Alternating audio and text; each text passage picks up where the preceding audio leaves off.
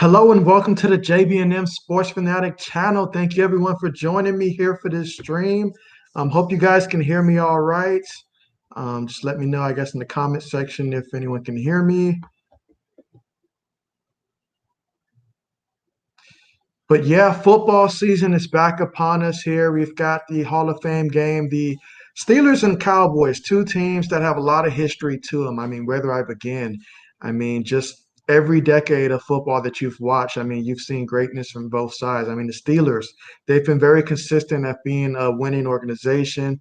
And this year, they're going to have perhaps their biggest challenge in terms of just having to not just deal with the Ravens this year, but also the Browns have high expectations as well. So that's going to be an extremely competitive division. So I'm excited about seeing how that's going to unfold there in the AFC North. And then you got the Dallas Cowboys. You know, it's going to be about, Dak Prescott living up to the money that he got paid. Because my man, he got paid. And so I'm excited to see how he's going to look, with his recovery from his injuries.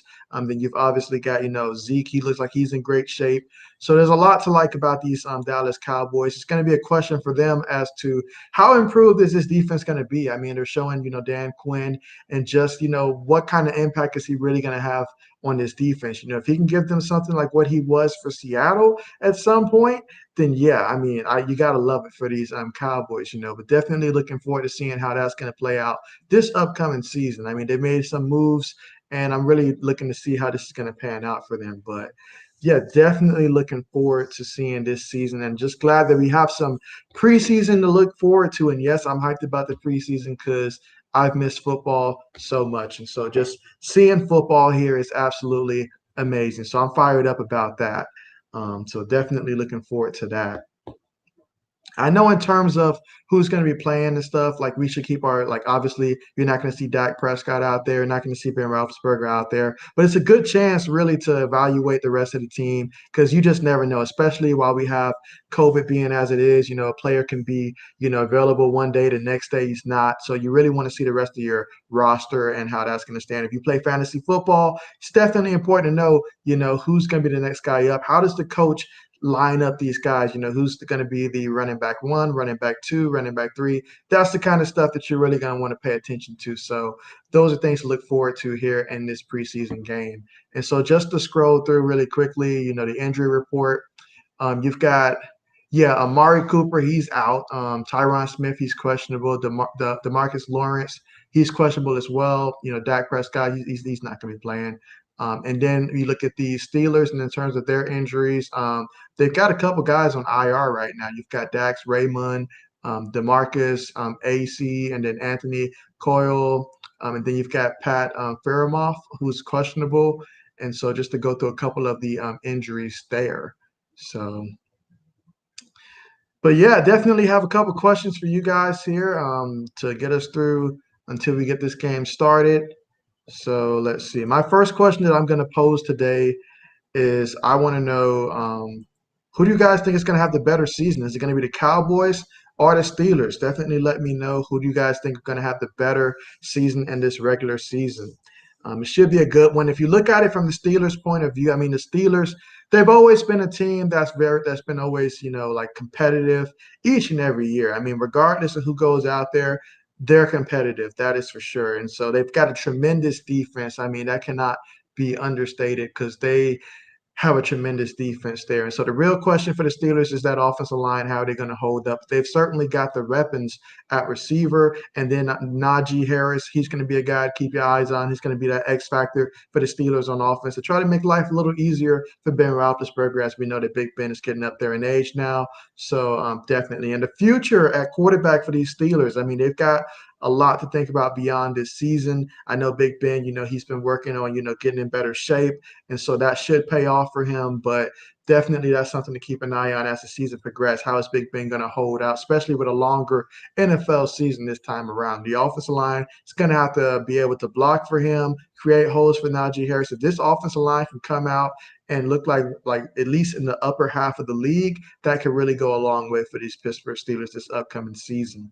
And then you look at the Dallas Cowboys, and so you focus more so on the defensive side for them. It's going to be really, I mean, last year we heard the rumbles, they didn't like Mike Nolan and his defense. So them just being on the same page, honestly, this upcoming season, being healthy across the board, that's going to be huge. I know right now, Amari Cooper seems like he's going to be getting closer to returning sometime soon. So that's positive right there. Dak Prescott, they're just being cautious for him when it comes to now his shoulder and stuff, but nothing to be concerned about if you're for the Cowboys. So really, either both of these teams have playoff aspirations as they should, and so I'm really looking forward to seeing how this is going to play out for both of these teams in the regular season. But of course, we've got to get to that point, and so that's why we're here during the preseason. But definitely, I want to hear from you guys, in the chat section. Let me know, who do you think is going to have the better season, as well as, which one of these players, like which one of these teams, if you have a favorite team here, Cowboys, Steelers, definitely want to hear from you guys. I think this is going to be a very important season for Mike McCarthy, though. If you look at just where the Cowboys are right now, because they've definitely got the talent when it comes to winning their division and stuff. They definitely have the talent to do so. So Mike McCarthy's going to have to go out there and show everybody that, yeah, when he was with the Packers, it wasn't just Aaron Rodgers. That he played some piece in that. As we get ready for kickoff to start here soon, definitely looking forward to that. So it looks like the Cowboys will be kicking off first, and the Steelers are going to be getting the first chance to bring their offense out there. So we're going to get to see, I believe, Mason Rudolph get the first snap here at quarterback. And for the Steelers, this is more important in the sense of you want to know for sure who quarterback two is going to be. I mean, common sense to tell you Mason Rudolph would be that second quarterback, but is it really an open competition for that second quarterback spot? I know a lot of the fans that I've spoken to, they're, hard believers that Mason Rudolph is the, second quarterback there, as they should be. I believe that as well, but I'm just interested in seeing how Dwayne Haskins is going to look tonight as well. And don't forget Josh Dobbs. He is the fourth quarterback there. So that'll be intriguing as we get ready to see the Steelers offense for the first time tonight. Mason Rudolph coming out. Is he the quarterback of the future for these Pittsburgh Steelers? Should Ben Roethlisberger end up retiring? That is the question that, everybody's going to be wanting to know. And we'll have to see. A lot, is going to be seen during the preseason. I don't anticipate Ben Roethlisberger getting many, if any, snaps in the preseason. Just doesn't make sense. You know what you're getting with Big Ben. So therefore, yeah, definitely not going to be. I'm expecting to see him anytime in the preseason. And so here we go, our first live action of preseason. Okay, so the Steelers are lining up in the shotgun formation. I want to see how this Cowboys defense is going to look against the starters for the Steelers. All right, there we go. Dante Johnson with the reception. All right, and he's definitely someone that you got to keep your eyes out on in fantasy football. You definitely, if you have a chance to take him, it's not a bad option. I know the Steelers last year as a unit led the league in drops, but Johnson has some pretty big games, and it seems that him and Ben Roethlisberger developed a lot of trust last year.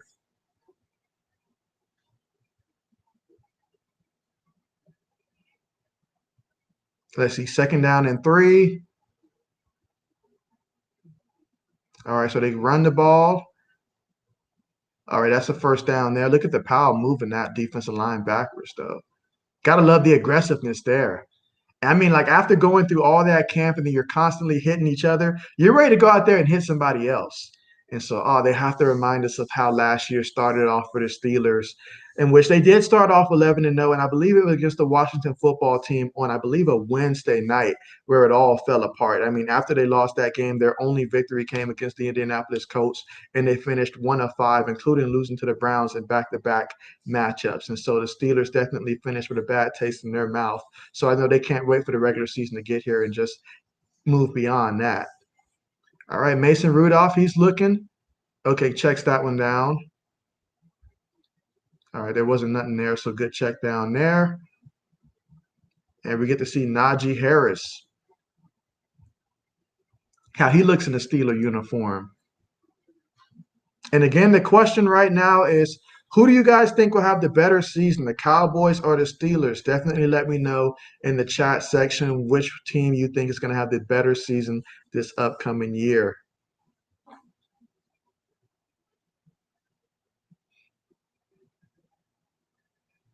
Okay, second down to 7. I wonder how long they'll play Najee Harris. You want to play him long enough to get a good look at him, but then again, you never want to run your running back too much in the preseason. All right. All right. McLeod with the reverse there. Oh man, Big Ben, he has been around for a minute, 18 years. I remember Ben Roethlisberger's rookie year, him, Eli Manning, Phillip Rivers, and they also had JP Lossman. He's kind of like the forgotten man of that draft class. And I remember thinking to myself, like, man, this kid from Miami, Ohio, he's got game. And then as a rookie, he pretty much was undefeated as a starter up until he lost in the AFC Championship game against the New England Patriots. But I remember that season like it was yesterday. That was one heck of a season. I mean, the poise that he displayed out there, it showed right then and there that Ben Roethlisberger was going to be a quarterback, for a long time that can manage the Steelers' offense. And so when they drafted him, that was absolutely fantastic. And Claypool with the reception there, way to keep his feet in bounds before going out of bounds. All right, so right now they're at about the 46-yard line. Still the first drive here. Up, there's a fumble. Up, that's going to be Cowboys possession right there. You got to protect the ball. That's what's going to hurt you right there. You cannot get sloppy with it. And that's what coaches hate to see. Even in the preseason, they hate to see that. That's stuff that you work on all week in practice, all leading up to that. But for the Cowboys, way to go out there and recover the fumble. Although in preseason, you're going to see mistakes. But yeah, you can't have that type of stuff happen. You just can't. Oh, and Mika Parsons was the guy to recover that. You know that the Cowboys defense got to love that. In your first possession on defense, you come away with a fumble recovery. That's got to be nice. And Mika Parsons, he's certainly someone that when he got drafted by the Cowboys, I thought that was the right decision. I know that they were thinking about some other positions. They needed a cornerback, stuff like that. But that was the right decision to make right there when they drafted Mika Parsons. And I think that's going to pay off big time for the Cowboys this upcoming season and for years to come, as he's certainly a guy that's going to be a cornerstone of that defense moving forward. So definitely looking forward to seeing how that's going to play out. And we have our first comment of the 2021-2022 football season. Let's see. Malik says that Dallas will have the better season. Okay, I hear you, Malik. I definitely hear you. And hey, I mean, Dallas, honestly, in terms of like the competition in the division, they are right there to where they can certainly win that division. I mean, there's a lot of things to be seen. I want to see how Ryan Fitzpatrick is going to look for the Washington football team, but I definitely do believe that Dallas, should be the favorites in that division because they just got the talent. And I want to see my man Dak Prescott play the way that he's getting paid. He's getting paid big. I want to see him play big and take this team far into the playoffs. And so, yeah, hey, I'm not the only one here, Malik. Hey, Malik's with me. He's excited for the season. I mean, why else would you stream a preseason game unless you're just excited for football? And so I am definitely excited for football. So I'm right there with you, looking forward to seeing how this season is going to go. And man, it's going to be a great one. Not sure if you guys can see my scoreboard, like if you guys can see the scoreboard on my screen that well, or if it's because this whole half screen, this is my first time doing a half stream. So let me know if you can see the scoreboard just fine, or if I need to make the scoreboard bigger. But I appreciate that. But yeah, I mean, like football season, when it finally hits after going through the entire off season of just not being able to, like see your favorite teams, it takes forever. I remember back in April, I was ready for football when the draft took place. And then you have to wait till now, and it's finally here. I mean, and we got a longer football season this time, 17 games. Really interested to see how that's going to play out as well. But hey, this is a great time. Great time. All right, Bet. I appreciate that. Perfect, perfect. So I guess I'll be using this screen from now on. I appreciate that. Absolutely. All right, so now we get to see the Cowboys here out the shotgun. I believe that's Garrett Gilbert throwing the pass here to Schultz. Okay. Garrett Gilbert, this man finds employment. I mean, I wish I could live like the way this man does. He is constantly finding employment. I'm happy for him, though. I am. Obviously, no Dak Prescott. They're going to be slow with it. And even so, with the extra preseason game, yeah, it just makes sense to let's go ahead and see what your backup can do because, as we saw last year, it is extremely important to be able to see how your backups look in the regular season. Especially with Andy Dalton no longer being a part of the Cowboys unit, they definitely need to make sure that the quarterback 2 position is going to be solid this upcoming season. I see Tony Pollard's getting the carries here. Let's see. All right, so my second question I'm going to ask, since we've got the Cowboys up here, is how many touchdowns do you project CD Lamb to have this upcoming season? I know between all, I mean, like CD Lamb, he's got the talent, and he really does have the talent. It's just there's a lot of mouths to feed here in this Cowboys offense, and there you see the pass by Garrett Gilbert just shy, but they're trying to get Schultz the ball early and often, so I do like that. A tight end can be a quarterback's best friend if you utilize them properly. It's 3rd and 4. These are the plays that you got to make on offense. I see Brown's in the lineup, Wilson. A lot of receivers here that I know that they're competing for positioning on that depth chart. You see Michael Gallup up top, and they're going to be in the shotgun here. Steelers look like they might be blitzing. Okay, they pull back. Okay, nice reception. Was that Brown? Yep, that was Noah Brown. They've got so many weapons, you almost forget about a guy like Noah Brown. I think that Noah Brown can be a great receiver. And so, especially if he had more targets. But you just got to love the depth chart of these Steelers that they currently have.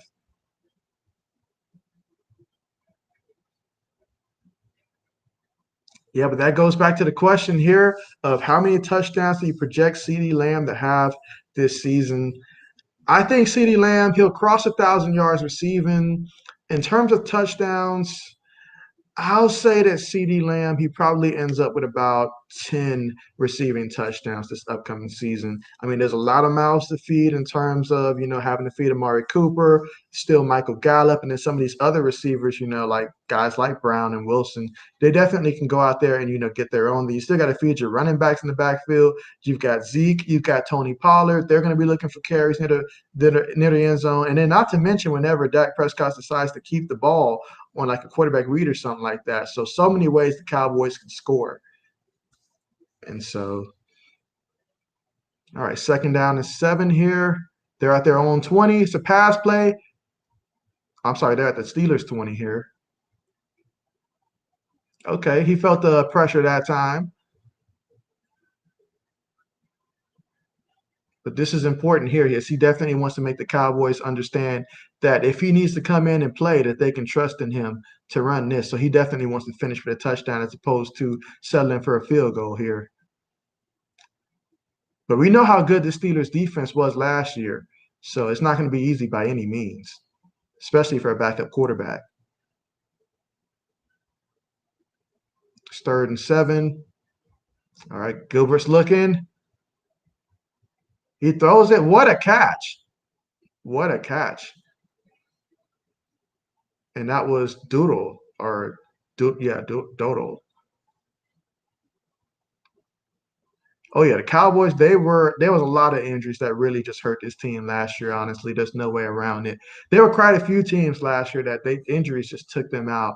I mean, we mentioned the Cowboys here. Obviously, the 49ers, looking at them last year, injuries really just took a toll on them.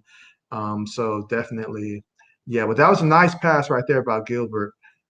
Let's see, they're going to run the ball. Okay, Doodle does not get there. Steelers defense clamping down near the goal line. That's what you want to see. You never want to see a team give up an easy touchdown, even if it is the preseason. It's just you're the defense, you got to have that mindset. Nothing comes easy.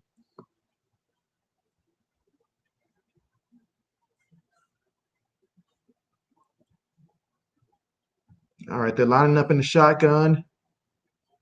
3 receivers up top. They put a receiver in motion. I believe that's Brown. I'd look for Schultz at the tight end position. I think that they're going to be looking to throw him the ball. Ooh, what a sack. 2 guys got there. What a sack. You've got Highsmith on the sack, and I believe Marsh was the other player.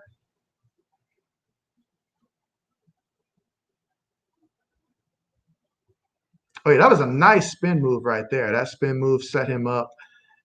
Yeah, that was an excellent spin move by Highsmith on that play. I remember in the great, the right Freeney used to use that type of spin move right there. That is hard to stop, especially for a lineman.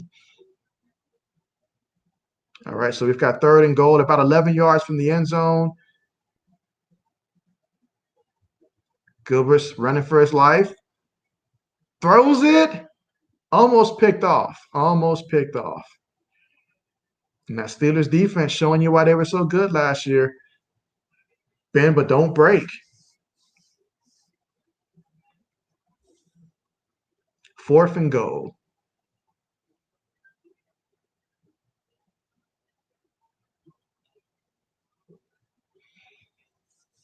All right. But yeah, I'm definitely looking forward to seeing how the AFC North is going to pan out this upcoming year. There's a lot of teams a lot of people, honestly, that's overlooking the Pittsburgh Steelers this upcoming season. But I'm telling you, if that offensive line can hold up this year, then yeah, these Steelers, they're going to show a lot of people that they're still the Pittsburgh Steelers.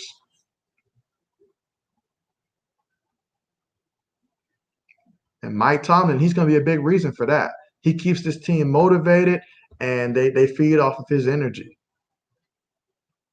He's a very, very excellent coach in this league. Let's take a look real quick at the full box score here.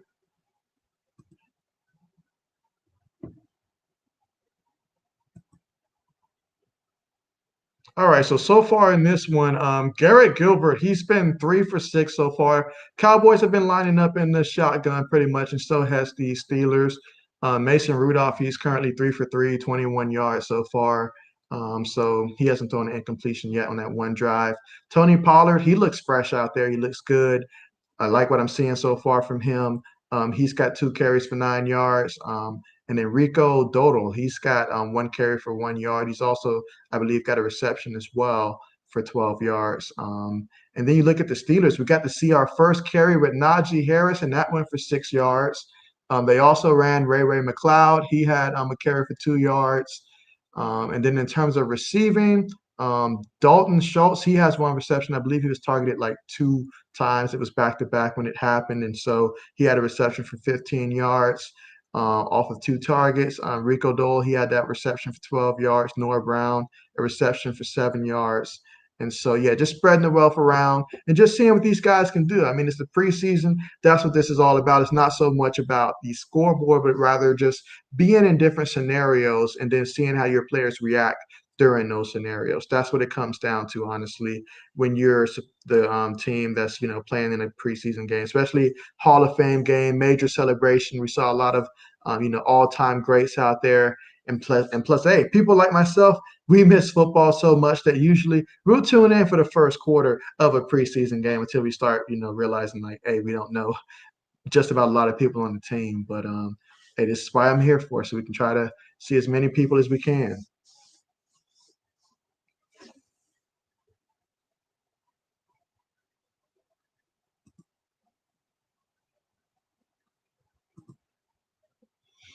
Let's see. The next question that I'm going to ask is, yeah, so pretty much, hold on.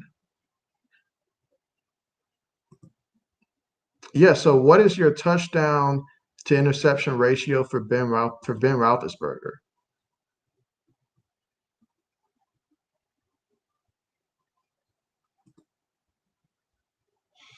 We've got Bill Cowher, Peyton Manning out there. We've got everybody out there. I mean, this is the Hall of Fame game. And you think of the Cowboys and the Steelers. I mean, these are 2 historic teams here that, historically have been great. Now, I know Jerry Jones, he said there's nothing that he wouldn't give for another championship. And that has been on Jerry Jones' mind pretty much this entire, well, as of late, honestly, last couple of decades, really. He wants his Cowboys team to be Super Bowl contenders. He invested a lot, particularly on the offensive side of the ball, so that way he can have a great offense and try to, build a good enough defense to complement that offense to try to make them Super Bowl contenders. So you know his expectation. All right, Mason Rudolph, he's getting another chance. And then Dante Johnson, he is going to get the first down and then some.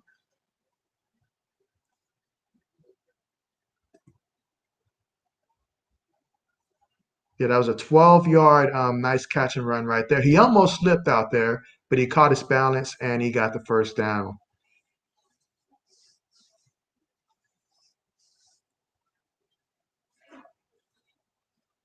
All right, so Mason Rudolph lining up out the shotgun.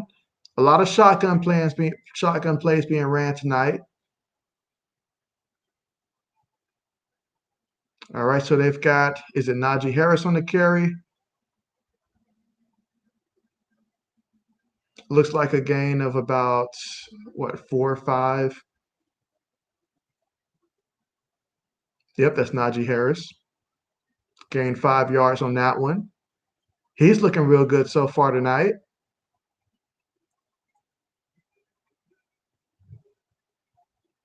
Second down and 5. All right, so Mason this time's going to line up under center. This is probably just the second or third time tonight he's lining up under center. All right, so they're letting Harris run again. He gets the first down. Yeah, looks like somebody grabbed his face mask, but the referee didn't call it. Because I could have sworn I saw his helmet was grabbed on that one, his face mask.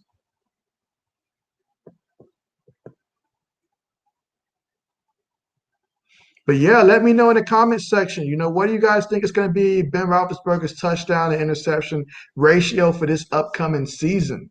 I mean, that's going to be a huge part of the Steelers' success. If Big Ben can go out there and put up some good numbers this year, then yeah, this Steelers team is going to be an extremely competitive one. We already know what they can do on defense. We already know they got the receiving weapons. The only questions are just what does Big Ben have left in the tank, as well as that offensive line. Honestly, can they protect? Can they protect Big Ben and open up enough holes for Najee Harris? Pretty much. But man, Harris, if you saw him at Alabama, he's great, extremely great, and he's the type of running back that I feel is going to continue to get better over the next, like 3-4 years. Kind of like we saw when for a lot of Alabama running backs, honestly, when they first come in, they tend to be good, but then as they continue to, play a little bit more years in the league, they continue to get better and better as they, physically, I guess, get bigger and stronger. And then next thing you know, you've got a Derrick Henry on your hand or Damian Harris, how he developed. All right, so they are running a lot of Najee Harris on this drive. He gained about 1 yard on that play. Micah Parsons in on that play.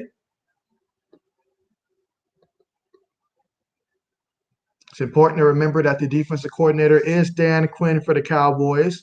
So this Cowboys defense should look a little different than what we saw last year, for sure. Third down and 3. Let's see, Mason Rudolph. Incomplete. I believe that was Claypool with the drop ball, went through his hands, saw the safety coming.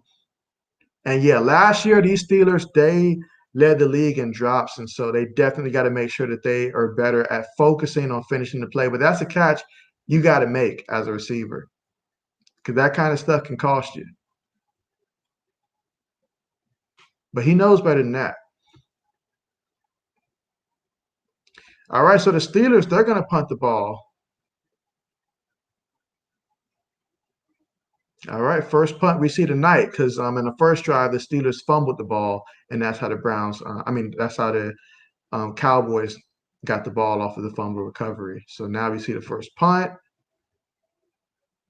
Bill Cowher looks like he's just stressed and just watching this game. I guess when you've coached the Steelers, you just and he's still out there in heart, I guess. But yeah, that's a 35-yard punt right there. So that puts the Cowboys to start off at the 11-yard line.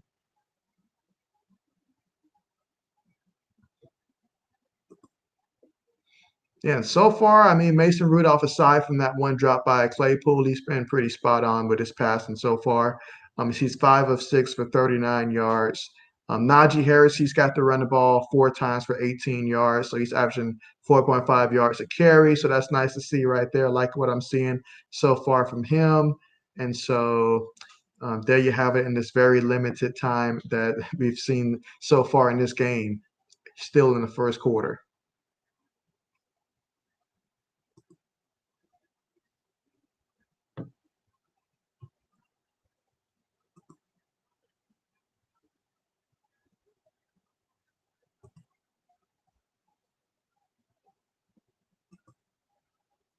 All right. So another question that I have is, how many touchdowns do you think that Najee Harris will score this season? Let me know in the comment section. How many touchdowns do you have Najee Harris running for this year for the Steelers as a rookie? I mean, I feel like he can really, like he can probably, well, he can definitely lead all of the rookies in terms of rushing touchdowns and rushing yards. I think he'll get every opportunity to do just that. It's just a matter of how effective the offensive line is going to be at, run blocking for him. But he's definitely going to have some opportunities to do that, I believe.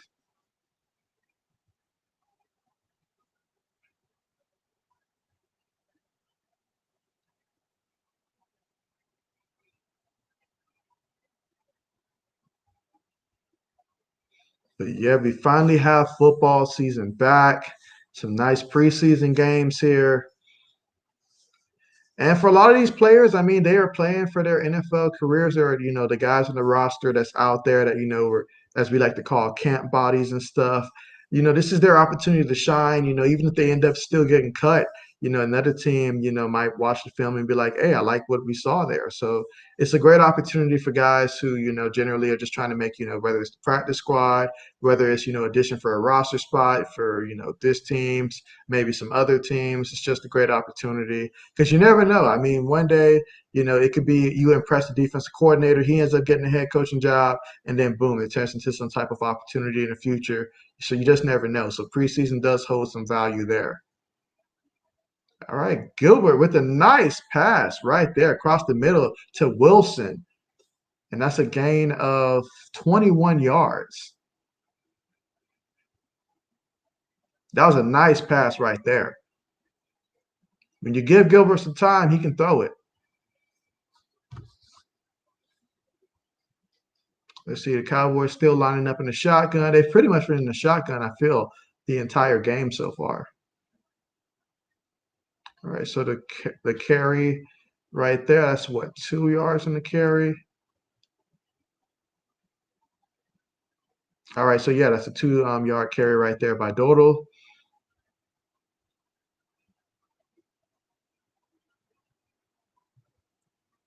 Yeah, right now we've got a 3-0 game. Both teams' offenses are moving the ball.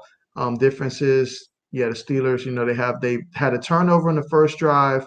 Second drive, they ended up punting, but of course that was without, no Ben Roethlisberger in this game. But Mason Rudolph, he's making the throws he's got to so far. All right, Gilbert dumps it off, and Dodo gets about a good 4 yards on that reception. And that's so important for a quarterback, being able to check down when nothing's there. I mean, you have to be able to do that. Otherwise, you'll end up leading the league in turnovers. And if you lead the league in turnovers, you won't be in the league, at least not as a starter, very long. So definitely being able to get those checkdowns are important.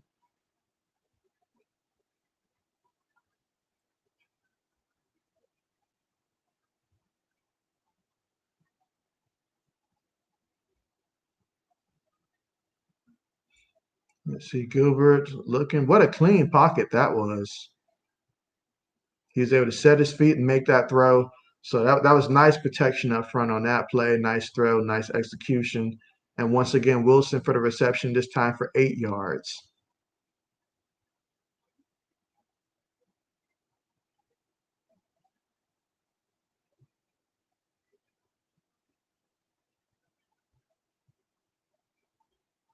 All right, so we've got 1st and 10, almost at midfield. Oh yeah, the Steelers they broke that play up from the very beginning. Like they literally ran the backfield before he even got to the line of scrimmage on that play. That was excellent penetration up front by the Steelers. They won that battle. That was a negative 2 yard gain right there.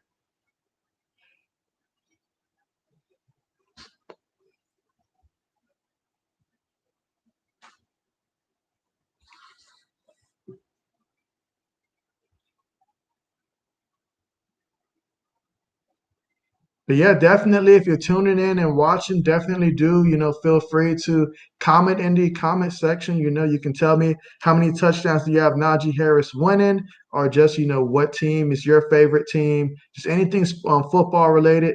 We definitely can have that discussion. So just let me know in the comment section. You see some stuff about Mike Tomlin there. He's the youngest head coach to win a Super Bowl at age 36, 145 wins, second most tenured with the team. So yeah, he's just absolutely amazing for these Steelers, and it's amazing the success that he's been able to have, especially on years that Big Ben is banged up or something like that. Still able to hold it together and make this team competitive.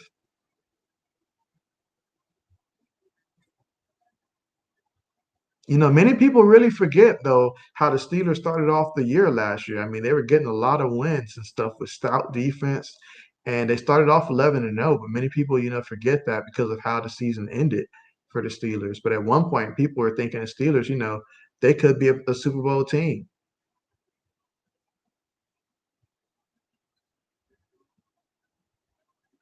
Yep, and that looks like the end of the first quarter.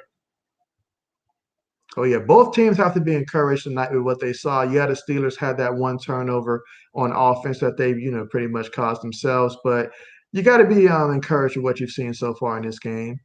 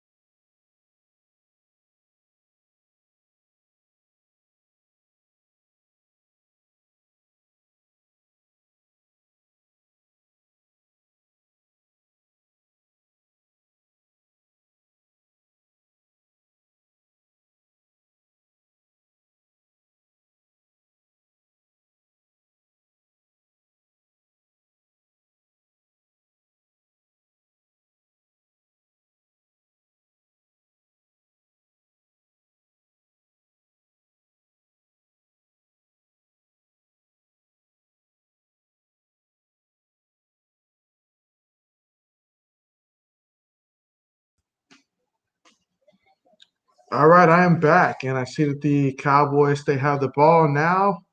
And yeah, still waiting to see which team is going to score the first touchdown, even though it's preseason of the NFL season.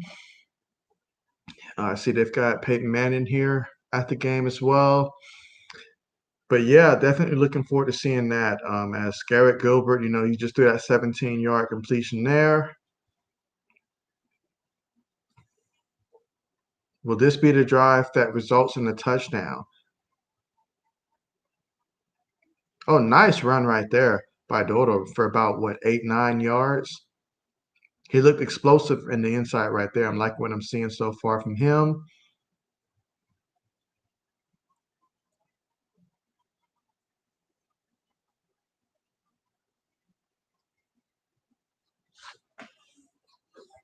All right, so second down and one.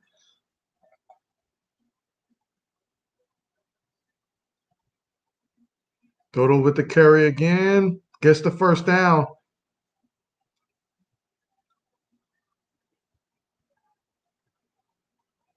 Pick up about 2 yards there.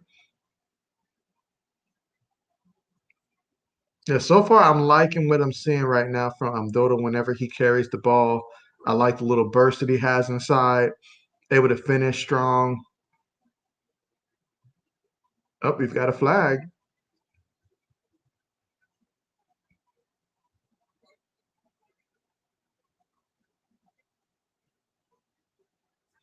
Well, there goes our first penalty of this season right there.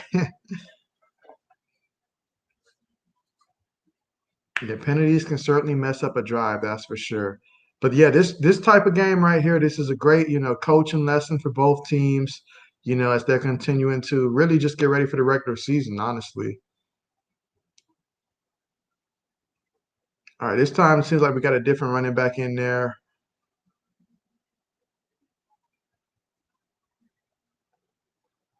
All right, yeah, that was no gain right there.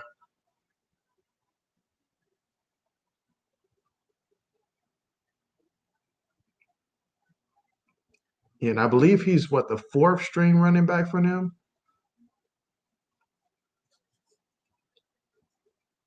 All right, second down and 10. It's a great opportunity for Gilbert to just air it out. All right, nice completion right there across the middle. All right, it's going to be third down and 3.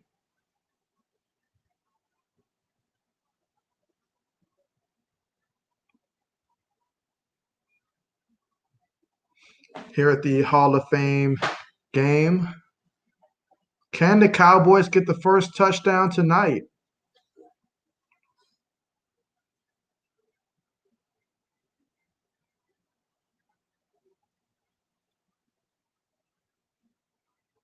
Gilbert looks.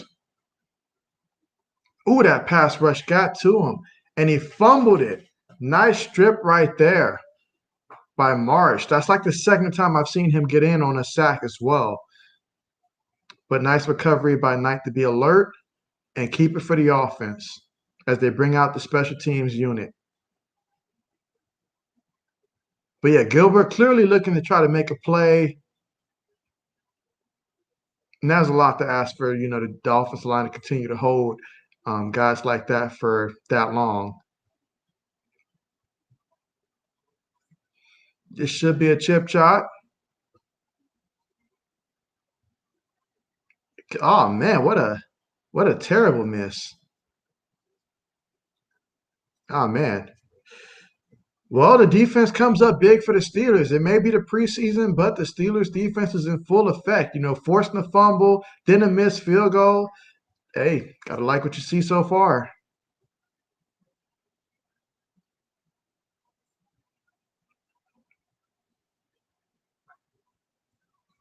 Yeah, right now Cowboys are up 3-0, but they just missed the field goal, so the Steelers will get to see what their offense can do here early in the second quarter. And let's see how everybody's been doing so far. As this is really just about evaluating guys and seeing what they can do in case they're needed. In the case of these quarterbacks right here, Mason Rudolph has looked pretty sharp tonight. Going 5 of 6. His only incompletion has been the drop pass by Claypool. Now, Steeler fans, they understand more than anybody about drop passes. Last season, they led the league in drop passes, and so they definitely don't want to see too much of that. But outside of that, I mean, Najee Harris has looked absolutely fantastic. 4 carries, 18 yards, averaging 4.5 yards a carry. First possession the Steelers had resulted in a fumble, which they turned it over. The Cowboys, Micah Parsons, on his first defensive drive, ended up recovering the fumble. And then the second time they had the ball, they ended up punting. So no team has been able to find the end zone, but then again, no team has their starting quarterback out there. So that's to be expected that it's going to be a struggle out there. But the good sign is that the Steelers defense has shown that, they might be bending right now, but they're not breaking. They're still, out there making stops. So that's good if you're for the Steelers. Now for the Cowboys, Garrett, he's really out there, airing it out. He's 9 for 13 right now, 104 yards. He's been sacked twice though, including that one that he fumbled, but his lineman was able to recover it. Got to protect the ball better than that. You just cannot turn the ball over. And then, in terms of running the ball, Rico Dole, he's looking extremely well right now, even though he's got 5 carries for 13 yards, but I've seen a couple in which, he's got some good burst to him as well. So, yeah, both teams looking pretty solid. Cowboys already spreading the ball around, though. They've got, let's see, they've got 7 different guys with a reception right now, and we're just early in the second quarter. So that goes to show that they're already spreading the ball around in this one. But yeah, definitely want to hear from you guys about your excitement for this NFL season. What are you guys looking forward to the most?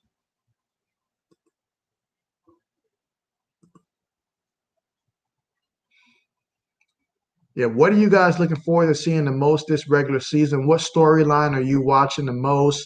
I'm very intrigued myself with the rookie quarterbacks, as I feel like a lot of these rookie quarterbacks got put in situations that will help them succeed in the long term. I'm really looking forward to seeing, when it comes to a team like the Bears, whenever Justin Fields is out there, Trey Lance, I hear that he's, looking extremely well for the 49ers, even though it's not a quarterback, competition or anything like that. But there's a lot of rookie quarterbacks that I think by the end of the year they will be quarterback number one. When they go out there, I think the fans are going to like what they see from these rookie quarterbacks. Now I know it's a lot to ask of a rookie to come in and be ready. And I mean, I guess the one with the most difficult job right now might be Zach Wilson, just with his situation being with, like there's no veteran quarterback to really lean on. I know that they just brought in Josh Johnson there, but in terms of a pure quarterback, that he could probably sit behind for a while. They don't have that, so he's gonna have to go in day one and be ready. And so we'll really see what he's made of early on. But the Jets, they certainly did a good job, I think, of surrounding him with a lot more talent than they did, say, when Sam Darnold was drafted. So I'm really looking forward to seeing that situation.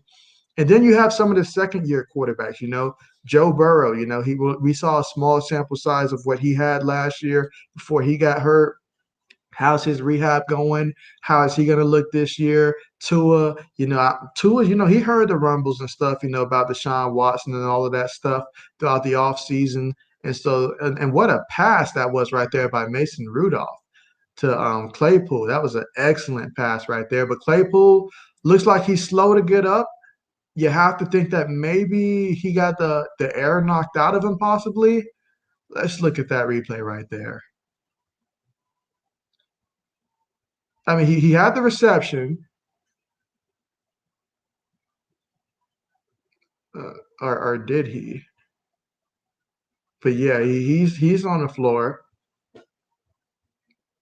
Medical staff is tending to Claypool.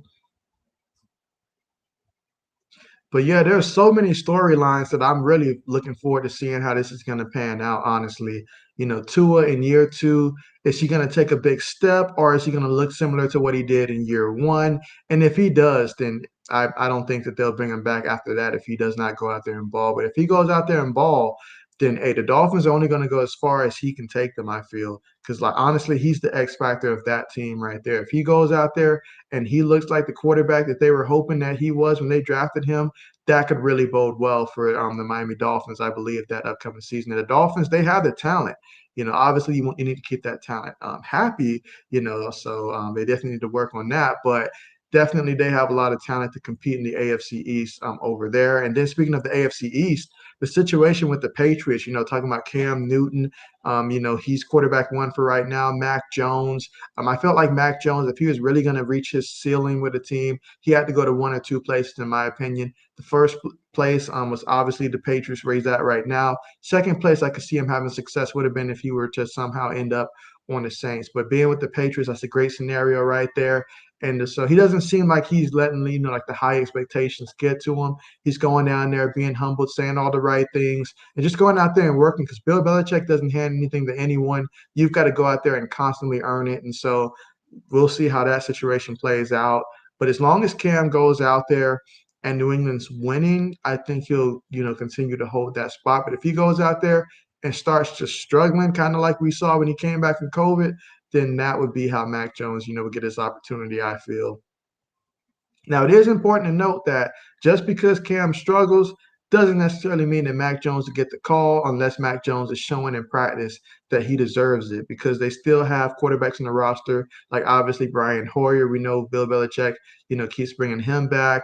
And then you've got, Jarrett Stidham in there as well. So they've got a few quarterbacks that they can turn to if they don't feel that Mac Jones is ready, should they need to switch, quarterbacks. But I don't think they'll have to do that. Mac Jones, I think if Cam struggles, then Mac Jones will have his opportunity. But I'm really intrigued to see how that situation is going to end up playing out, honestly.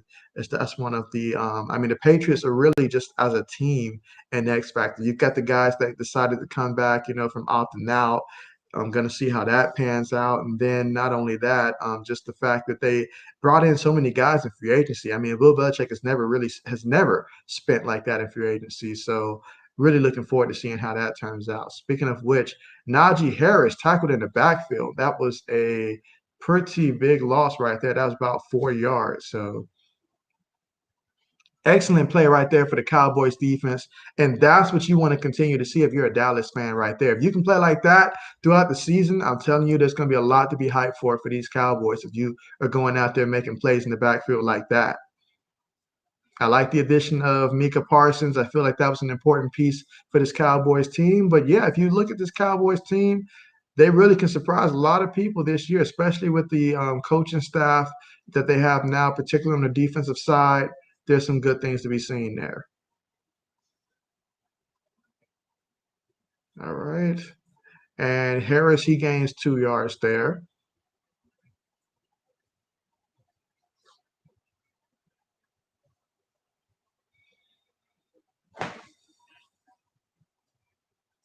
Jimmy Johnson.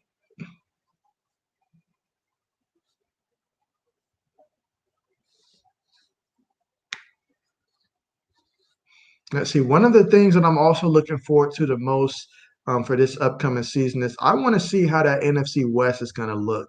There's just a lot of talented teams. I feel like every team in that division is playoff worthy, honestly, in terms of just the talent that they have.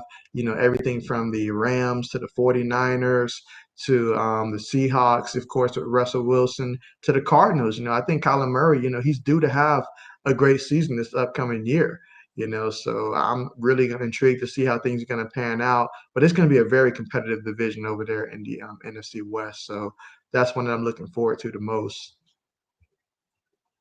All right, so we've got a field goal attempt coming up, 49 yards, and another missed field goal, this time by the Steelers. Yeah, Slowman missed that one badly. Can't miss too many of those, because if you miss too many of those, then it turns up costing you your job, especially in the preseason when they have time to look at some other options.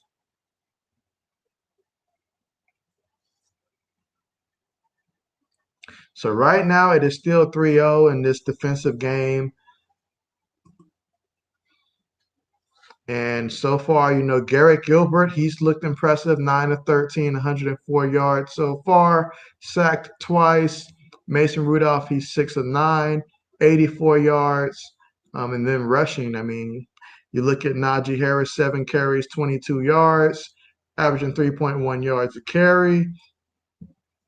And then you look at the Cowboys. Tony Pollard, he had 2 carries for 9 yards. Rico Dole, he's got 5 carries for 13 yards.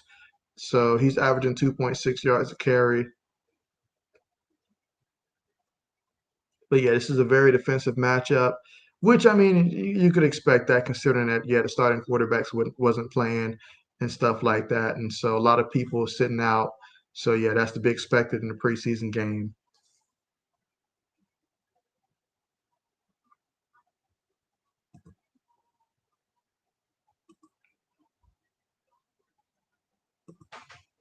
All right, so here is a question that I'll leave up here for a good minute because I want to hear from you guys. Tell me who's your favorite NFL team. Definitely want to hear that. Your favorite NFL team. If you want to mention your favorite NFL player as well, go ahead and mention that as well. 'Cause there's a lot to look forward to this upcoming NFL season. I mean, and it's just a lot. Definitely looking forward to seeing the first, I believe it's the first, is it Monday night game between the Ravens and the Raiders this regular season. I'm definitely looking forward to streaming that game. That one's going to be a good one. To see the fans down there in Las Vegas, live on a nighttime primetime game, yeah, they're going to be extremely fired up for that one. So really looking forward to seeing that.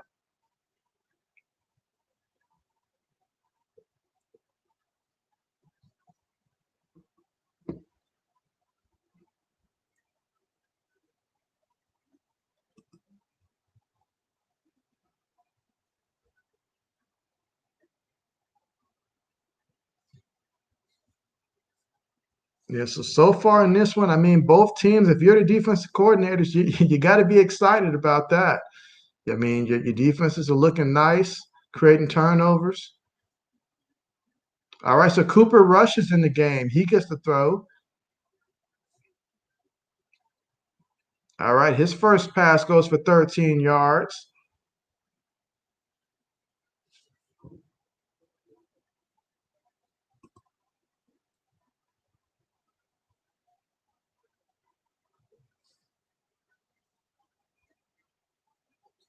Cooper Rush.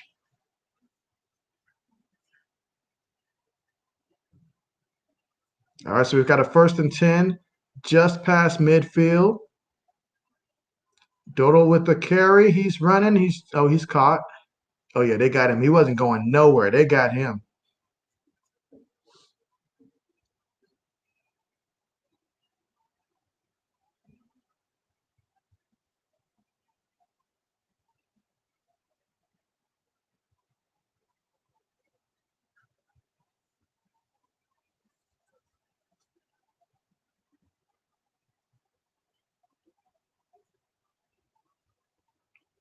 All right, so we've got 2nd down and 9.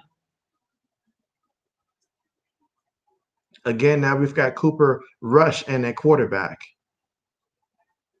All right, nice pass there. Nice completion on the sideline. Way to keep his feet in bounds. And that was to Davis. All right, so we've got 3rd down and 4 coming up. All right, we want to see some touchdowns here, so it's going to be important for these Cowboys. Try to get a 1st down. It's always encouraging for the offense to get some points. So let's see if they're able to get this 1st down. Both teams have seen their field goal kicker struggle, though. So if you're the kicker, you really want to redeem yourself. Cooper Rush drops back. Nice throw right there on the money. Excellent throw to Davis again.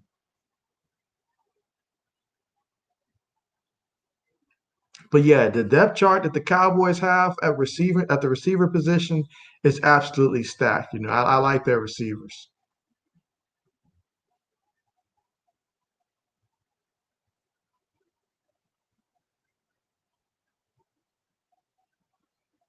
Yeah, so right now Cooper Rush is 3 for 3.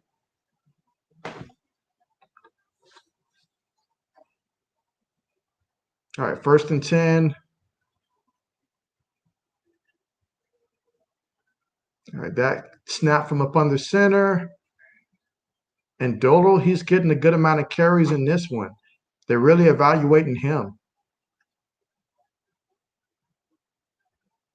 as he looks to be running back 3 on this depth chart, at least as of right now.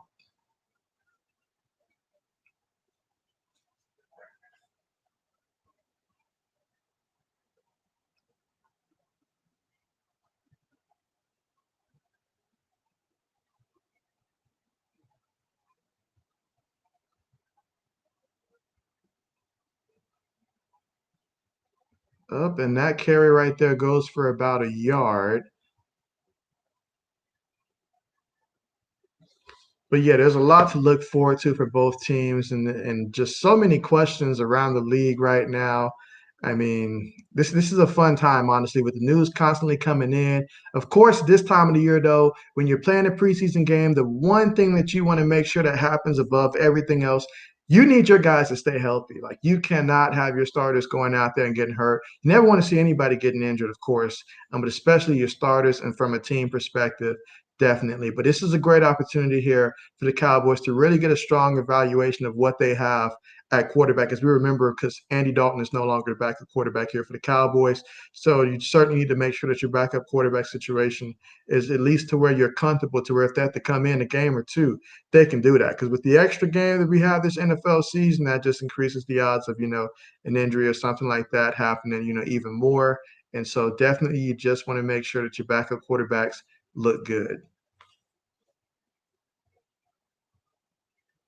Yep, we've got another penalty here, this time a holding penalty. All right, 3rd and 15. Let's see if Cooper Rush can get the first down here.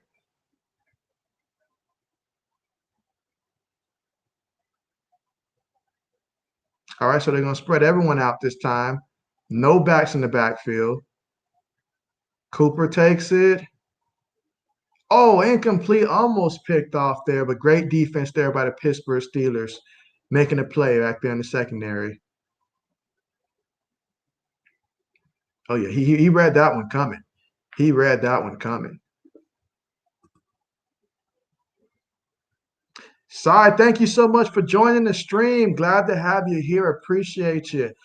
Definitely glad to see you here. Tell me, what team are you rooting for in this game? Got the Cowboys or the Steelers? Or are you just here to like the rest of us and just watching the game, honestly, because you miss football? And let's see, 4th and 15.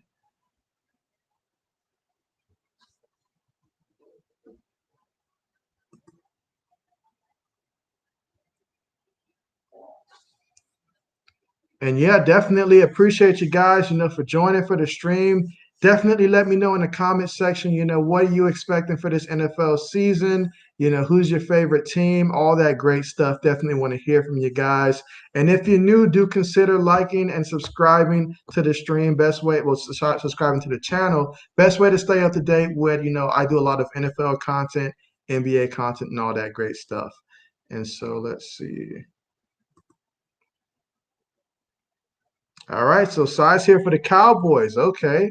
Yeah, so the Cowboys, one thing that I will note, I'm impressed with what I'm seeing from the defense. I like what I saw so far from Micah Parsons getting on a couple plays there. Also a fumble recovery. Things are looking really nice right now. Obviously, it's the preseason and the Steelers don't have Ben Roethlisberger, but it's got to be positive right there in terms of what you're seeing from the defensive perspective and offensively as well. I mean, I like what I'm seeing right now from Dodal. He'd make a good running back 3, in my opinion. And I really love the receiving core for Dallas. They really have some tremendous depth. Is that a fumble right there? Yeah, it looked like he had possession, although he seemed like he was hopping and the other guy had like his hand on the ball there. But I got to see a replay on that one and see if he had possession long enough there. But definitely, yeah. I like what I've seen so far from Garrett Gilbert. I mean, he's looking like a solid QB2 right now. He's doing everything that you expect from a backup quarterback, especially going 9 of 13 for 104 yards. Pretty impressive. Let's see. Sai says that hopefully the Bears can be good this season. Yeah, I really hope so. I mean, in my opinion, I just hope that Matt Nagy does not play like if Andy Dalton's doing good, keep him in. But if Andy Dalton comes out looking like the Andy Dalton that we've seen of late, you can't take too long to switch out your quarterback. You just can't do it. Don't go waiting some 6, 7, 8 weeks before you decide to put Justin Fields in, and then your team's already at a disadvantage to try to, go in there and compete for the division. But no, let's get if Andy Dalton is not, doing what they're hoping that he can do, then don't hesitate to make that decision. I know that they're already saying that he's pretty much not going to be having an open quarterback competition. It's going to be Andy Dalton's job at first.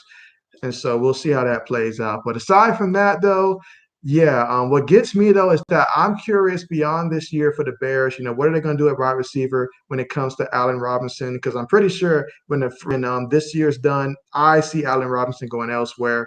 Quite honestly, they could have gave this man a long-term deal and secured him up earlier, but that didn't happen. So I'd be surprised if he came back. But I'm like, if he goes, who else do they currently have on the roster that can come in and take his place?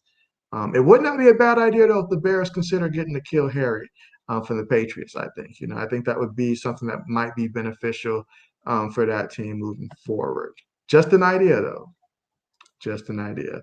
But I think the Bears, they're going to be all right. Of course, it's going to be extremely competitive when you have the Packers in that division as well as the Vikings. And so, but I like the Bears, and how they match up in that division. So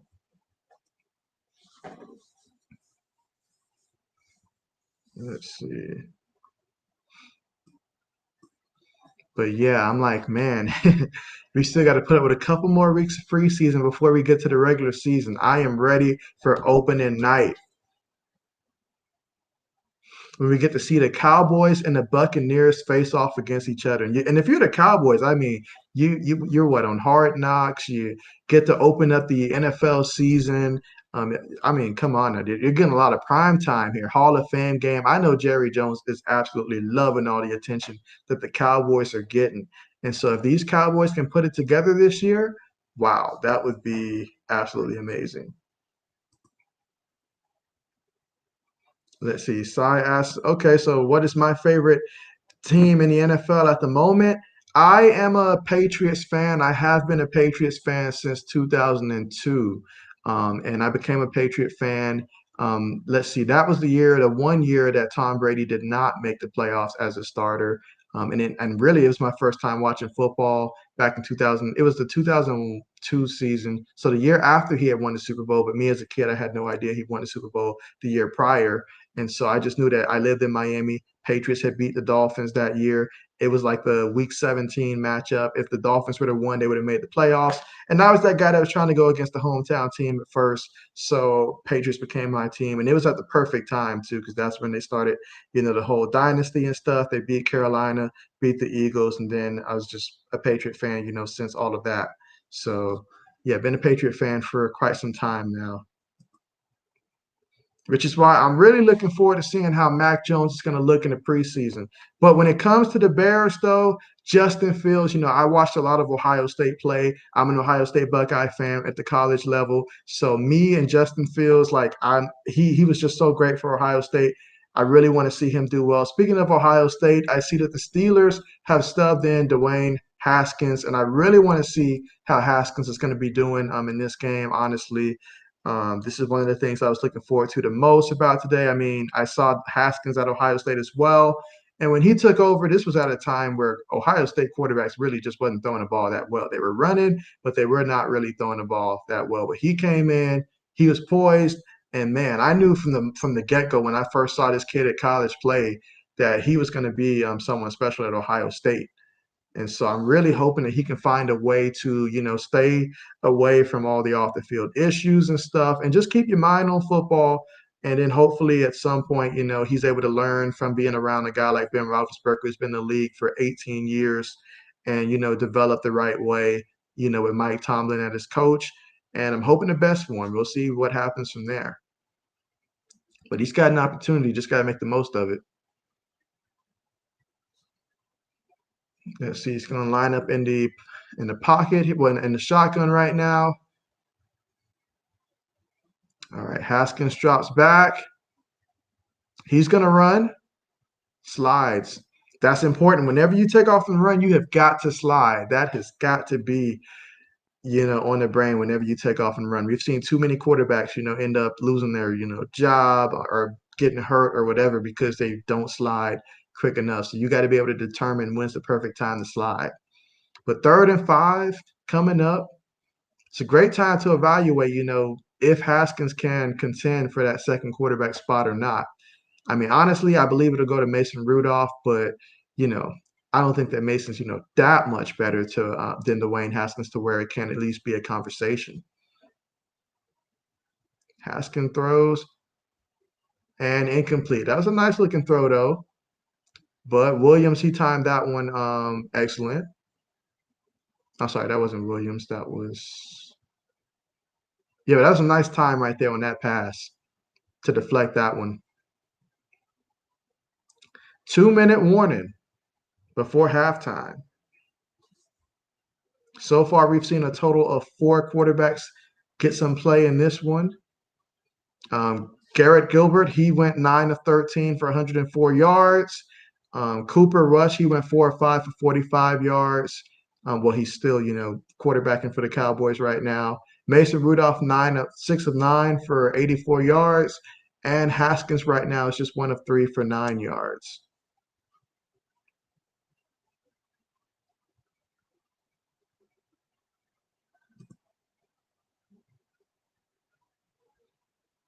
But yeah, definitely, I cannot wait for the start of the NFL season.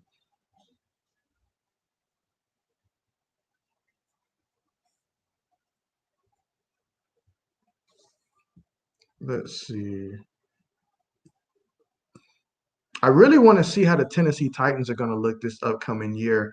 Because last year, when it came to their defense, I mean, I played fantasy football, and every time I saw the Titans defense, like I was one of those teams that did not draft the defense too early. So I ended up having to, and I was in a 14 person, fantasy league last year.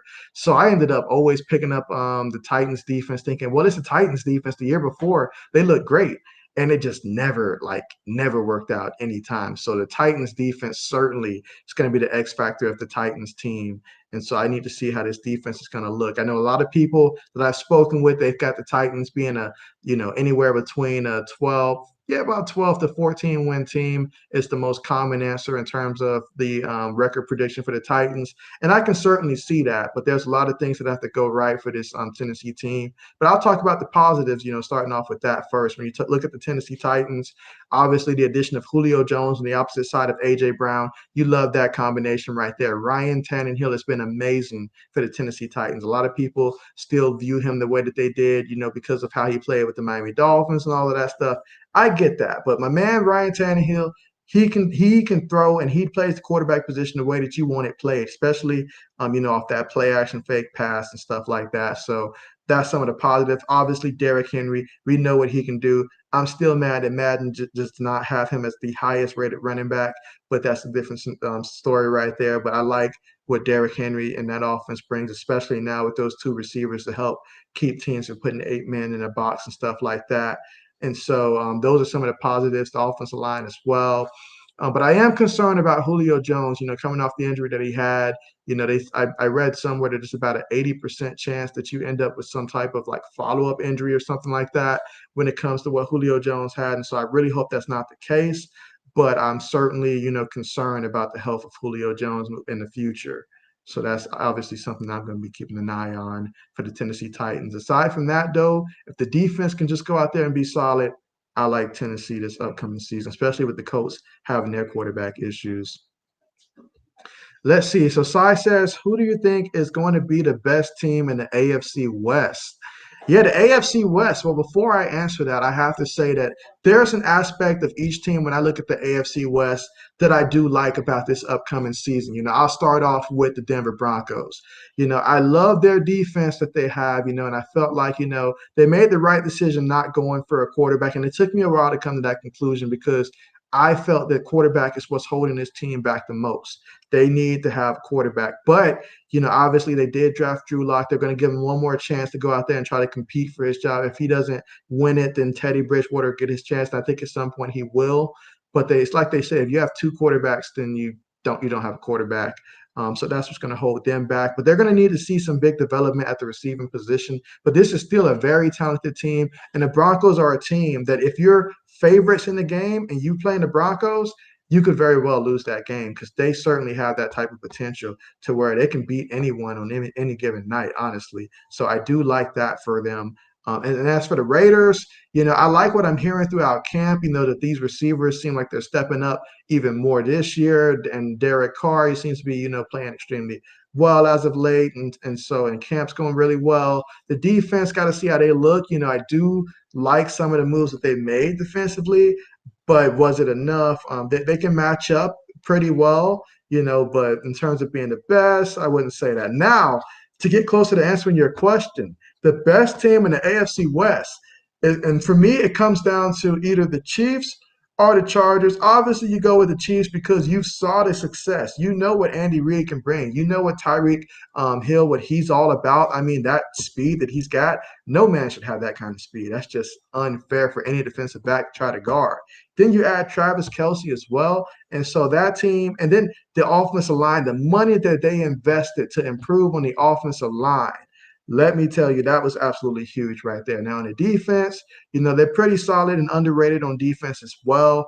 But that Charger team as well, I love Justin Herbert so much for this Chargers team. I like what he brings. If they can stay healthy at the running back position, that's a major plus. Love their receivers, Keenan Allen and company, extremely well. I even like their defense, the additions that they made, even through the draft, Asante Samuel Jr. I thought they just did I thought they killed it this offseason. I have to give the Chiefs as the best team in the AFC West, but I think the Chargers are like literally right behind them. And for me, there's no question that I think that if the Chargers are healthy, they will be in the playoffs this upcoming year, in my opinion. I feel very strongly about that. But when it comes to the Raiders and the Broncos, in my opinion, the Broncos, I need to see their offense and what the offense is going to look like. Then when it comes to the Raiders and see the defense, how the defense is going to look like. So there's a lot of things that, for those two teams that I need to see before, I change my stance on them. But that's just where I'm at right now with that. But yeah, that's a long answer right there. I got caught up in that answer. Hey King, thank you so much for joining me on the stream here. Glad to have you here. And yes, definitely love talking about football. Glad that you're here to join us. I appreciate it, man. Appreciate you and the support. Means a lot. Means a lot. Absolutely. Tell me, who's your favorite NFL team? Definitely would like to hear your favorite NFL team. Mine, is the New England Patriots. And so, I mean, even though it's the Patriots, I just like watching teams in general, honestly. I've reached that point now where I enjoy watching different types of teams and all like that. Like if you're a Bears fan, let's talk Bears. If you're a Vikings fan, let's talk Vikings. Even if you're a Dolphins fan, we'll talk Miami. Now, if you're a Bills fan, we'll talk Buffalo, everything but last season. We're not going to go there. Giants fans, I still haven't reached a point, though, to where I want to talk too much about the Giants. They've hurt my team way too many times and all like that. But, yeah, definitely always open to have those conversations, though. And another thing that I'm looking forward to as well, in addition to the NFL season starting, is I'm ready for college football as well. Like last season, I was so disappointed to see that my Ohio State Buckeyes was not going to be playing a full season.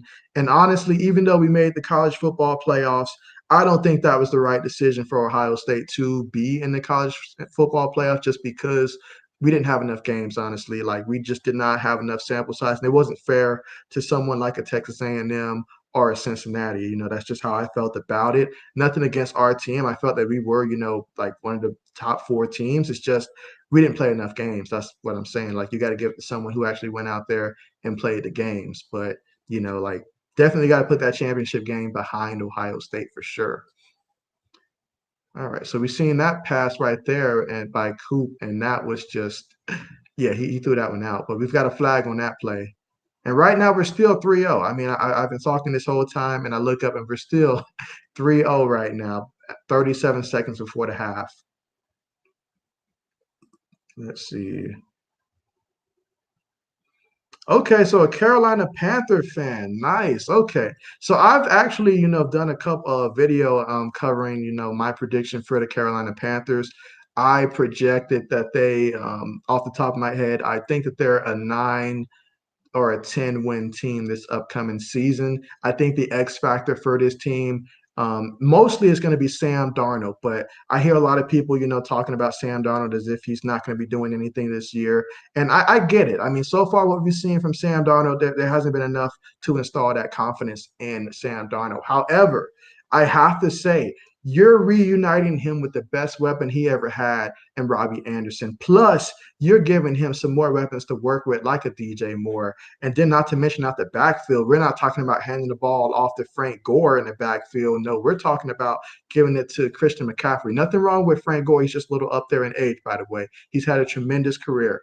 But Christian McCaffrey, like if he can stay healthy, that would be absolutely fantastic. And people, they don't understand what a healthy Christian McCaffrey can mean on a field. I mean, not just the running back position, but him as a, like he helped Cam Newton be the Cam Newton that we used to know, because when he was healthy, Cam could, just throw it to him. You don't need to worry about deep ball accuracy if you can just throw it to C-Mac. Let C-Mac be C-Mac, And then what he can do also on special teams, if you choose to use him that way, he's also can be that element in the punt return if you wanted to use him that way. But I wouldn't recommend it because you want to keep him healthy. But when he's out there, like I play fantasy football, if I knew that Christian McCaffrey was going to give me at least 12 games in the season, I'm taking him, no hesitation.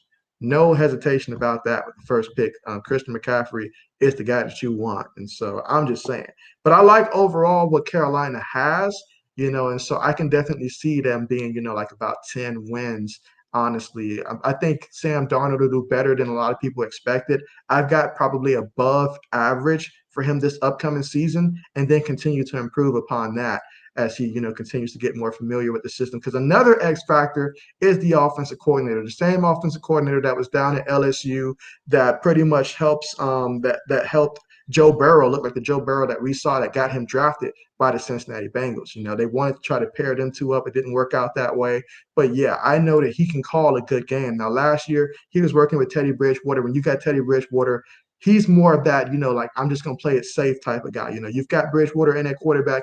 We're going to rely on the running game more. We're just not going to really air it out and get fancy. But you got the talent that Sam Darnold possesses, then yeah, if he's in a good mindset, which I know that he is, that could really work out. So I'm excited to see what Carolina is going to look like. Of course, that is still Tampa Bay's division right now, but there's no reason why the Panthers can't be the second best team in that league. There's no reason why, especially with the injuries that you already see from Mike Thomas missing about 4 weeks with the Saints. And then if Taysom Hill ends up starting at quarterback, that's going to hurt Alvin Kamara, I think. And so I saw that last year, someone who really monitored, the effect of Alvin Kamara when Taysom's in there at quarterback. He just didn't look like the Alvin Kamara he was when Drew Brees was back there. That's all I'm saying. So long-winded answer, but there we go. All right, so King agrees with me. Let's see. All right. All right, so Sai says, which team do you think will have the most wins in the regular season? Ooh, in the regular season, the team that I think is going to have the most wins, if you'd have asked me that 2 weeks ago, I'd have told you that I would have thought it would be the Rams.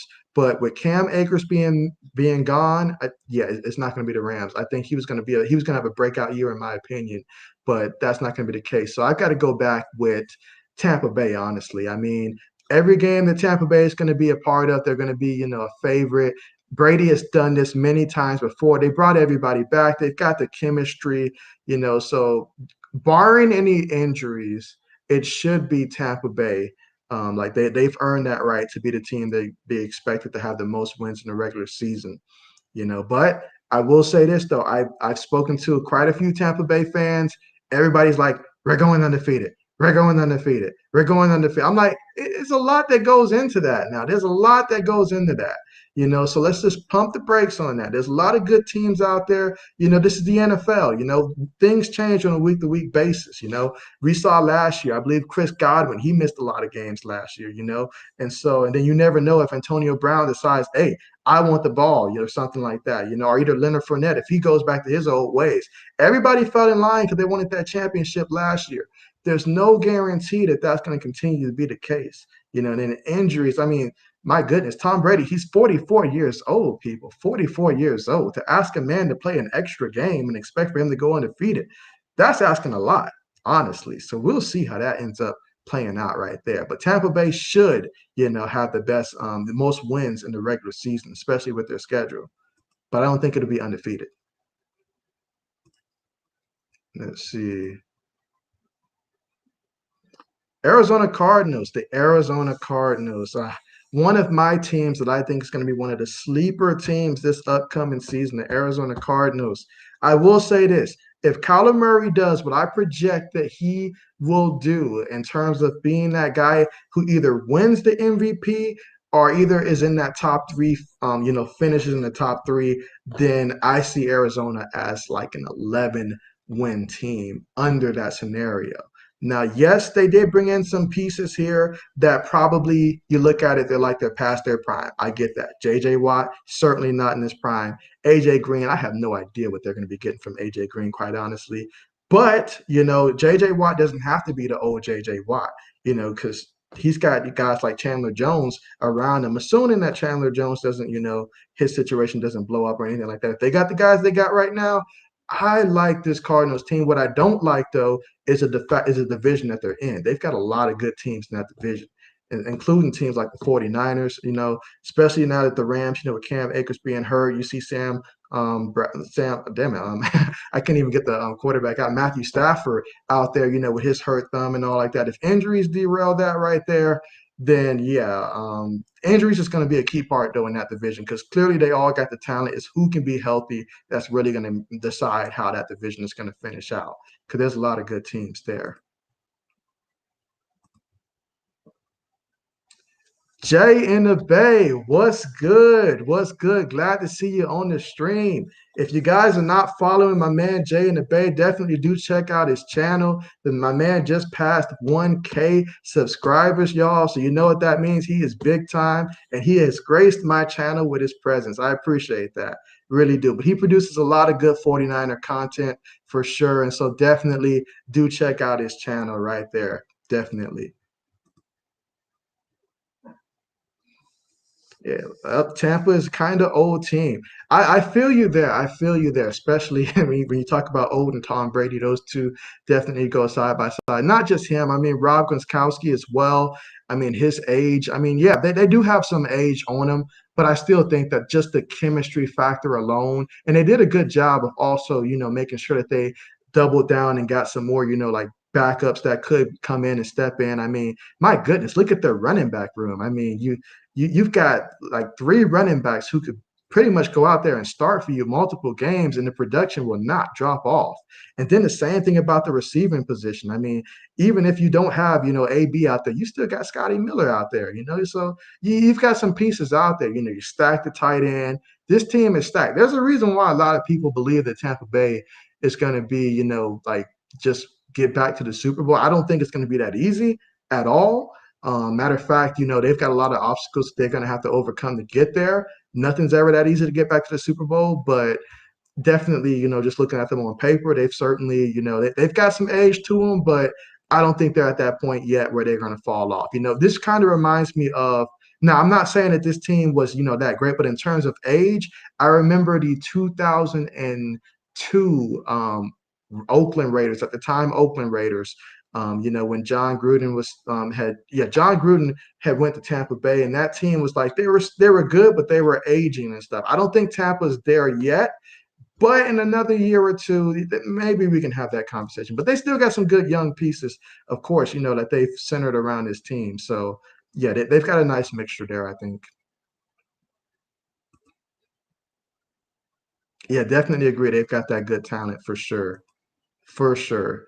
And speaking of old, I know everybody's talking about the Lakers and how old they are, but yeah, I'm really intrigued on seeing how the Lakers are going to play that out when it comes to basketball, though, with age. Just how to throw that out there. We're talking about old. Let's see. My favorite team is the Patriots. Like I remember growing up, and then it was just so nice, having Brady as your quarterback. And then every time something went wrong, you could always rely on Brady. But we don't have that clutch anymore. Now it's a different feel. And then I've been a part of a couple Patriot groups, and I hear the debate all the time. It seems like about 70% of the fan base, they really did not want Cam Newton coming back. They're tired of him. They want Mac Jones in immediately. And I'm like, let's just pump the brakes a little bit. Let's just give Mac Jones a chance to go out there and show what he can do. I mean, the man, Mac Jones is a rookie. Let's give him some time to develop. And let's see what Cam Newton can do in year 2 now that we've given him some tight ends to work with, some better receivers. I mean, because last year's receivers, they were terrible. I mean, terrible. I mean, you go back to 2 years ago, Brady, with his greatness, was just barely able to keep this team afloat offensively to where it felt like we were just managing the game because we really had no receivers. And then you take away Julian Edelman last year due to injuries and stuff. N'Keal Harry, that situation, it just did not pan out. Like N'Keal and Cam Newton, those two that do not go together, it seems like, at all. But that was the case when Brady was there. Brady just did not trust N'Keal Harry at all. So it ended up just being a situation where New England just did not have any weapons, and that really hurt us. I mean, it's hard to run the ball when everybody's just putting 8 men in the box and knowing that, hey, you're either going to run it with your quarterback or you're going to run it with your running back, but you're not going to pass it.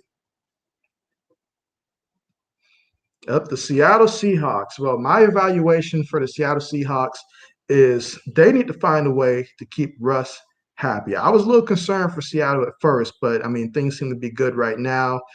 Honestly, for Seattle, their biggest issue, in my opinion, obviously offensive line, they did not do anything major, in my opinion, to really, warrant me saying the offensive line is going to be great, especially with the great teams that you have defensively. Like, let's just look at the defenses that they're going to be going against. You're talking about the 49ers and their defense. I mean, Nick Bosa and company. I mean, my goodness. And then on top of that, the Rams, Aaron Donald. And then you look at the Cardinals, and then they just added J.J. Watt and Chandler Jones. I mean, you would think the offensive line would have been priority number 1.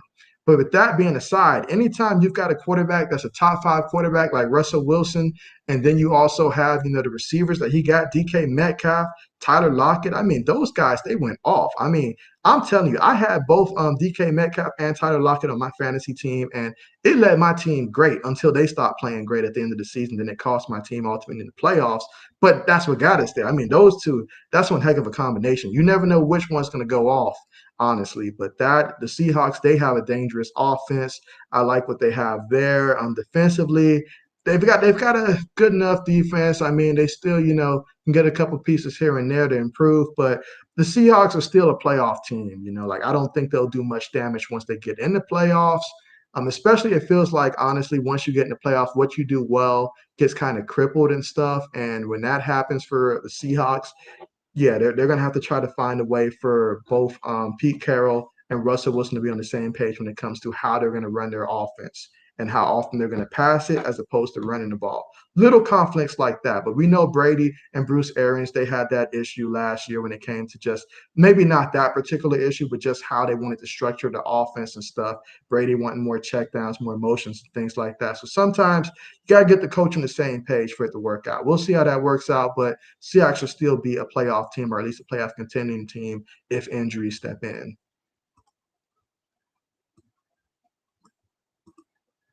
Let's see. I appreciate that, Si. Thank you so much for stopping by. Really appreciate you. You guys have definitely made this stream very lively right now, and I really appreciate it. And hey, we get to talk football. So yeah, you enjoy the rest of your night, and look forward to seeing you next time. Let's see. Them Lakers older. Hey, them Lakers, they do got some age to them. I mean, I like the Lakers as well, but that's my basketball team right there. But man, they did get some age to them. Like, I mean, at first I was like, yeah, all right, yeah. Then I saw once we reached the point after we brought Howard, after we brought back well, so many guys we brought back, honestly. Then I was like, wait a second, Carmelo Anthony, and I was like, wait a second. I was like, everybody here basically older than 32. I mean, I was happy that we brought in a couple guys younger than 32, but I was like, man, we for the most part, we really up there. Like, we have a small window, honestly. We've got about a good maybe 2 years tops to try to get this done before the wheels on the wagon start to fall off. But honestly, that's what it takes, though, in order for you to build like a championship contending team the way that the Lakers want to construct it. If there's one thing that we've noticed about LeBron James throughout his career, he just prefers playing with other veterans. He does not prefer being with extremely young guys. When he first got to Cleveland, that was the first thing he did, got rid of those guys. He went to the Lakers, was the first thing that happened. We started getting rid of some guys that right now they are balling. Right now, we wish we still had Alonzo Ball, or at least we did before we, picked up Russell Westbrook. And I'm sure a lot of people still would prefer Alonzo Ball over Westbrook just because of Westbrook's play style. And then you look at what Julius Randle is doing in New York. Could have still been a Laker, honestly. But Bron, he prefers to play with veterans that are, pretty much up there. And veterans, they'll come cheaper. They'll sacrifice a penny here and there to get a championship. And so I answered the question before you even got to ask me that. My favorite NBA team is the Lakers. I mean, for me, when it came down to picking my favorite NBA team, I feel like there's a story behind every single team that I end up selecting. But I chose the Lakers way back when. This was on NBA Live 1999, and I was torn between choosing the 76ers because they had Allen Iverson, or the Lakers because they had Kobe and Shaq. And in my mind, I said, well, two is better than one. So I chose the Lakers as my favorite team just by playing NBA Live and then deciding, okay, I'm going to make the Lakers my favorite team because they got both Kobe and Shaq as opposed to Allen Iverson and the 76ers. And so, yeah, just the decisions that we all make when it comes to deciding our favorite team. Let's see, the Buffalo Bills. Yeah, so when it comes to the Buffalo Bills, first of all, me being a Patriot fan, I mean, I feel no real beef with Buffalo, honestly, just because New England has dominated that series for so long. Even though Buffalo had a great year last year, I don't feel any real beef towards them. So I was genuinely happy for Buffalo that they did good last year. But with that being said, though, it's time to take the division back for the Patriots. But yeah, Buffalo. I think Buffalo's a 13-win team this season. Honestly, I think they'll go like 13-4. Josh Allen, he is absolutely just amazing. That arm strength he has. I mean, the Buffalo pretty much brought back their the key parts of their team. They added Emmanuel Sanders. They're not sure, how everything's going to play out with the whole Cole Beasley situation as to whether or not, by the time the season started, if he'll choose to, continue to play or not. But assuming everything, stays there. If there's one thing Buffalo needs, they need more production from their running backs. You cannot rely on Josh Allen to be your, biggest run threat at the goal line consistently. I know they drafted Zach Moss last year. And then the year before that, Devin Singleton. But we'll have to see how those guys, step up this year. They've got a nice 1-2 punch if those two can really get going and contribute to this offense. But man, what they were able to do throughout the air passing, I mean, Stephon Diggs and company, whew, that was amazing to watch last year. Like that was scary good. Especially I felt like towards the last half of the season, like they took it to a whole nother level. So Buffalo is certainly a team that can contend and go deep. And then when it comes to playing in cold weather, of course it's Buffalo, so that doesn't phase them. So if they're on the road and it's cold, it doesn't matter to them. They're going to be a consistently solid team. I just feel that New England also is going to be a pretty good team this upcoming season. Portland Trailblazers. Yeah. So, of course, when you think of the Trailblazers, you think about the whole Damian Lillard situation. How is that going to play out for them? And honestly, him, CJ, they have to mix it up. What they've done in the past, it just hasn't worked. And so you would think that they have to mix it up. But then again, I mean, you look at what happened this year from Milwaukee. They kept, struggling. Many people thought it was time to blow up that team, fire the coach. And maybe they were right, but what happened this past season showed that, sometimes you just keep at it and then it works out, honestly. And so, Dame, if he really wants to stay in Portland, if that's where his heart's at, then he's got to stay there and he's got to continue to be, the voice of recruiting more pieces.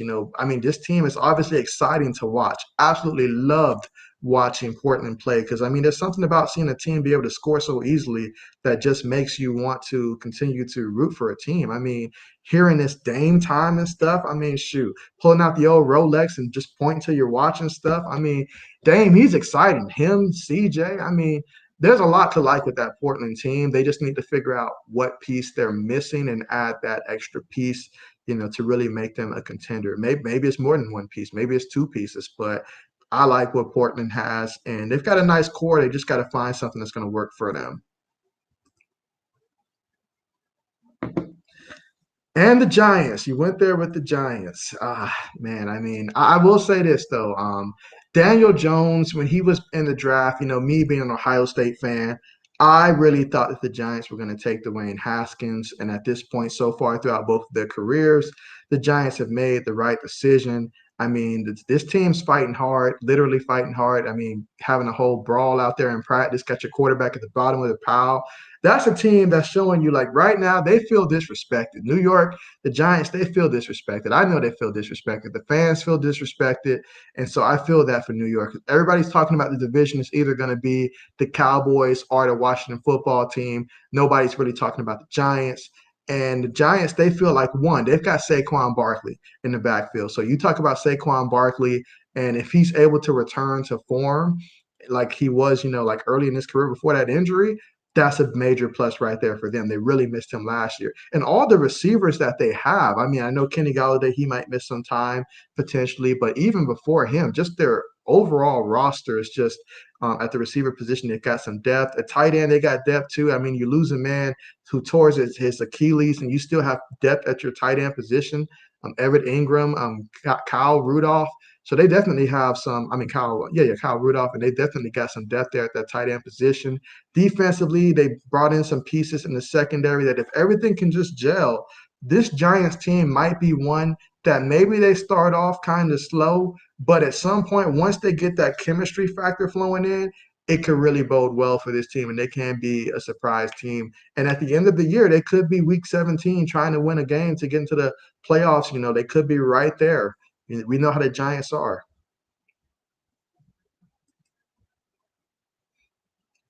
Let's see. And the Minnesota Vikings, let's see.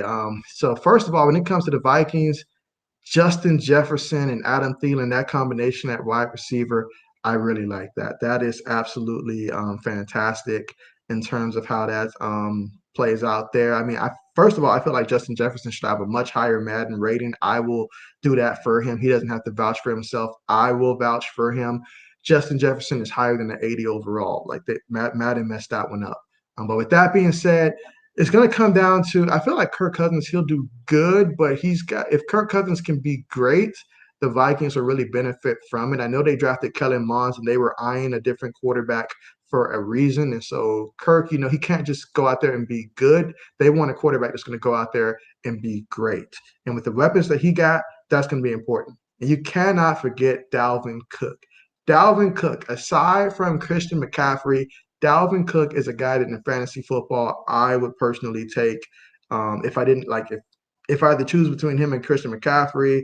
Uh, I really would have to probably toss a coin at this point, honestly. I mean, it just depends on who I felt is going to be more healthy throughout the entire season. But Dalvin Cook is something special. He is absolutely something special. And then you look at the defensive side of the ball, I feel like they brought in some nice pieces. I mean, Patrick Peterson, you're talking about a guy who felt like he was disrespected on his way out from the Cardinals. And so he's got something to prove. I believe they're supposed to be moving him to safety, but we'll see how that goes. And oh, by the way, we do have a touchdown here. It seems like by the Steelers. They missed the extra point, though. So, yeah, not a good day kicking for Slowman at all. But, yeah, we finally have a touchdown here in the second half of the Steelers. So good for them. But yeah, so back to the Vikings, though. I mean, for me, the Vikings, and I've got the Vikings and the Bears pretty much on that same tier. It's just the Packers are just slightly above them for right now. But with the whole, thing going on with Aaron Rodgers throughout the offseason, you got to wonder about, just where is the Packers right now? It seems like a lot of guys aren't happy right now in terms of, the future of the Packers. So they've got a lot of things that they need to figure out, honestly. So we'll see how that ends up playing out right there. But yeah, definitely. I like the Vikings personally. I wanted them to make the playoffs last year, but yeah, definitely an exciting team to watch. And Justin Jefferson is going to be even more better in year two, I think. So there you go. You've heard it here first. My response is you're hired. There you go. But yeah, definitely. A matter of fact, I am thinking about creating myself a second channel that's going to be more so along the lines of a gaming channel at some point, like relatively soon. I'm thinking by the end of the month. I'm just waiting on Madden 22 to come out because I'll mostly be playing Madden 22. So I'll definitely be looking to set up something on that. I've already got a couple things that I'm working on to try to make my stream a little different for that. But yeah, definitely we'll be looking for that. The LA Rams. I told you earlier, like if you'd asked me 2 weeks before, I'd have told you that the Rams were going to be the team that pretty much what it's going to. I had the Rams going 14-3 in my prediction for the Rams this season. But with Cam Akers being out, I lowered that expectation to about a good 12 wins. I need to see who's going to be running back two for the Rams, honestly. I know that Malcolm Brown's going to be running back number one right now.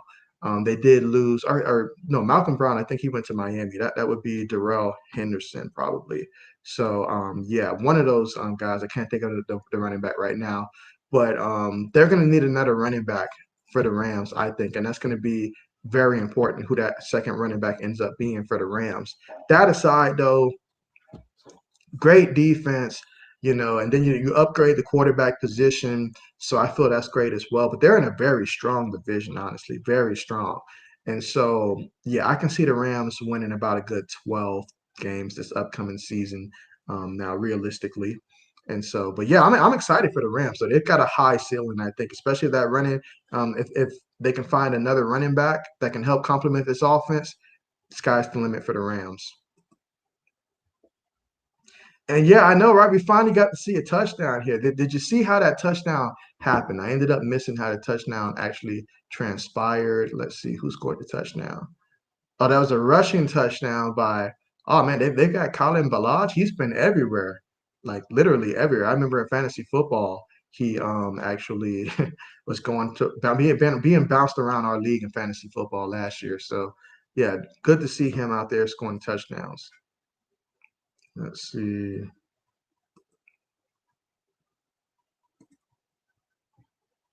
Yep, I agree. I agree. I see some great things happening here. And let's see for the Bengals. Yeah, so first of all, for the Bengals, I really am looking forward to seeing Joe Burrow in year two in the NFL. I think he's going to be, healthy. And I think that Joe Burrow can go out there and really remind people why he was the first quarterback taken in the draft. I mean, I love what he did at LSU. When he did that, I became a firm believer that this kid was ready. And I saw enough of what he did as a rookie to show me that he was the right selection for that first pick. Now, I know Justin Herbert, and I absolutely love what he's done down there, but I think Joe Burrow, when it's all said and done, that he can still end up being the best quarterback of that draft class. And I think that we're going to see some sparks of that in year two. I just feel like this Bengals team, they've got a lot of young pieces now. And, they're going to have to, one, be healthy. Two, it's going to have to all come together. But I can see the Bengals, being about a 7-win teams this upcoming season. I think that's about it. They've got a lot of tough teams in their division. It's going to be hard to steal games from the Browns, Ravens. I think that, and then the Steelers as well, so it's going to be tough, honestly, for the Bengals, but I can see about 7 wins happening for them this upcoming season. Ah, Detroit, Detroit, Detroit, Detroit. I'm gonna put it this way. I think that Detroit, at the end of the season, they're going to be very interested in the videos that I do in terms of the projected top five quarterbacks in the draft and all like that. I mean, personally, nothing against Jared Goff. It's just I'm looking at the receiving position and I'm unsure who's he really going to be able to throw the ball to on a consistent basis. Matter of fact, I know DeAndre Swift is back there in the backfield, but I'm wondering, like, are they going to be able to pass enough to where he's not facing the 8-man box? There's a lot of questions right now for the Detroit Lions. I do love their draft pick that they had, in the draft. I feel like building the offensive line is the right way to go. Build up the offensive line first, and then everything else will fall into play. So definitely excited about that. But yeah, Detroit, they're going to be one of the top. They're going to be one of the top 5 draft selections this upcoming season. And not a knock on them, but the important part for Detroit this season is figure out, what they have right now in golf. Figure out what they have right now at the receiver position. There's a lot of things right now that they have questions for. So figure out those answers and then retain the guys that you can build around moving forward. But it's going to be hard to contend with teams like the Bears, the Vikings, the Packers with how things are right now.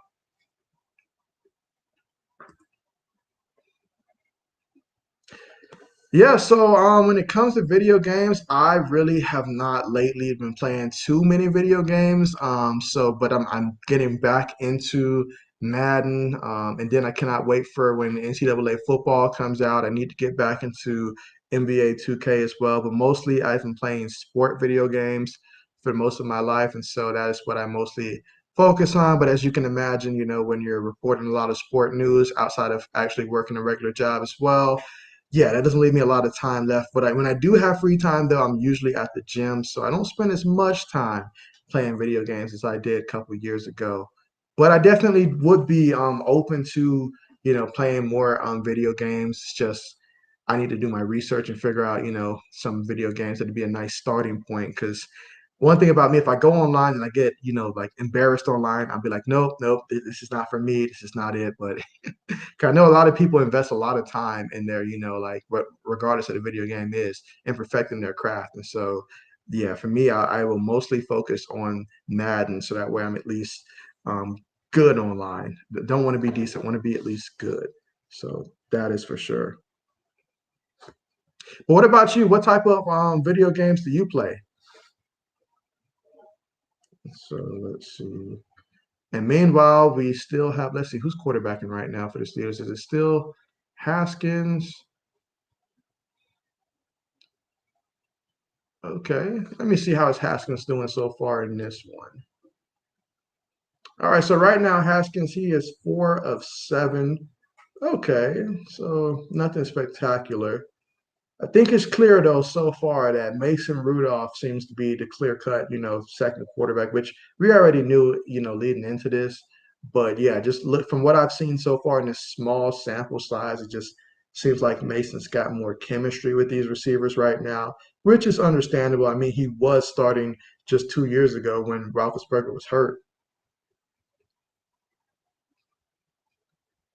And other than that, when you look at what Najee Harris has done tonight, 7 carries for 22 yards. The Steelers, they did a good job of getting him some carries early on. And now we're seeing a different running backs. It's Kalen Balaj. He just got another carry there. So, yeah,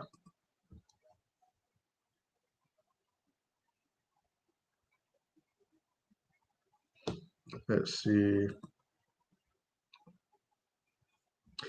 Okay, so the Blackhawks. Unfortunately, yeah, I do not really follow hockey when it comes to that. So yeah, my sports are limited to NFL, NBA, college football, college basketball, and stuff like that. All right, so there we have it. NBA 2K21. All right, bet. Are you team Xbox or team PlayStation? I have Xbox, and so that is going to be what I work on. Most of my friends have PlayStation, and so yeah, that has always been annoying for years. It's like, oh man, I want to play them online, but they're on, PlayStation. I've got Xbox, so forth. And Madden 21, bet, bet, bet. I know Madden 22 is coming out in a couple weeks. Already purchased my version of the game, just waiting for it the release. And yeah, I'm definitely going to spend some time investing in that. I mean, I've heard some interesting stuff about Madden 22, and everything from just the home field advantage feature and stuff. I'm really wanting to see how this works out. I've always wanted some type of home field advantage to be in the game, but I just never imagined that Madden particularly would take things to that level. And so now I want to see how does it work? Is it broken? Is it something that really is reflective of how you're playing? And then once you're down and the other team has the home field advantage, how hard is it to get momentum back? Things like that. I haven't played a Madden game in a minute. I mean, I played a little bit of Madden 20. I played a little bit of that online, but yeah, I missed out on Madden 21, but Madden 22 definitely going to be looking to make my return there. And once I get that other channel up, I'll be sure to stream that for you guys. What I'm thinking I might do is during football season, once all the news and stuff starts slowing down and stuff, that might be the best time for me to just pick maybe one day out the week. Or maybe it might be on a Friday or something like that. If not a Friday, then maybe sometime well, maybe not Sunday because of football games and stuff. But I'll find a day to where I can just pull out Madden and then just challenge people and just play and just or either just do some type of franchise stuff, big franchise guy, and then just go from there. But I got to get my hands on Madden 22 first. Let's see, Far Cry 5, bet. Yeah, Far Cry 5. Yeah, I need to get my hands on that and test that out, I guess. I definitely need to I need to expand my video game for real because like I'm the person that I go to GameStop, I look around and I'm like I don't know any of these games, honestly. I feel like an old man when it comes to video games, honestly. But do people even still go to GameStop these days? Honestly, that's the real question. I mean, most everything you want, you can just download now. So that's the real question.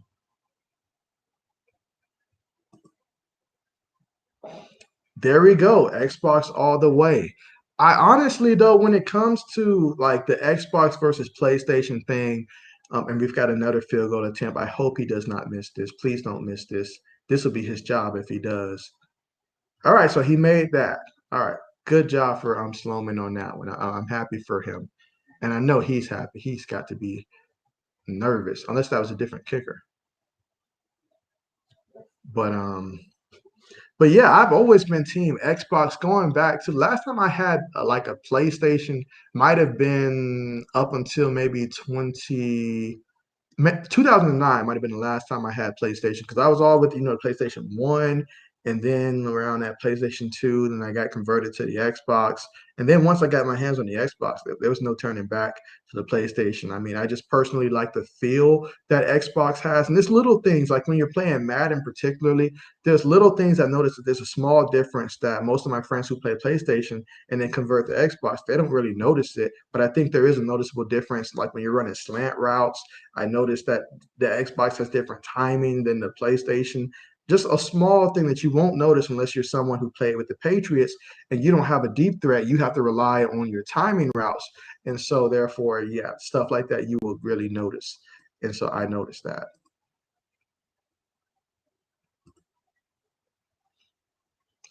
Yeah, you're right. I really should. I really should. And if you have any other recommendations, definitely let me know as I will do my research on that and see, especially around, I guess, the summertime of next year when things start slowing down and I need more stuff to, I guess, cover. Can you imagine that with all the videos that I post, things actually slowing down? But yeah, definitely.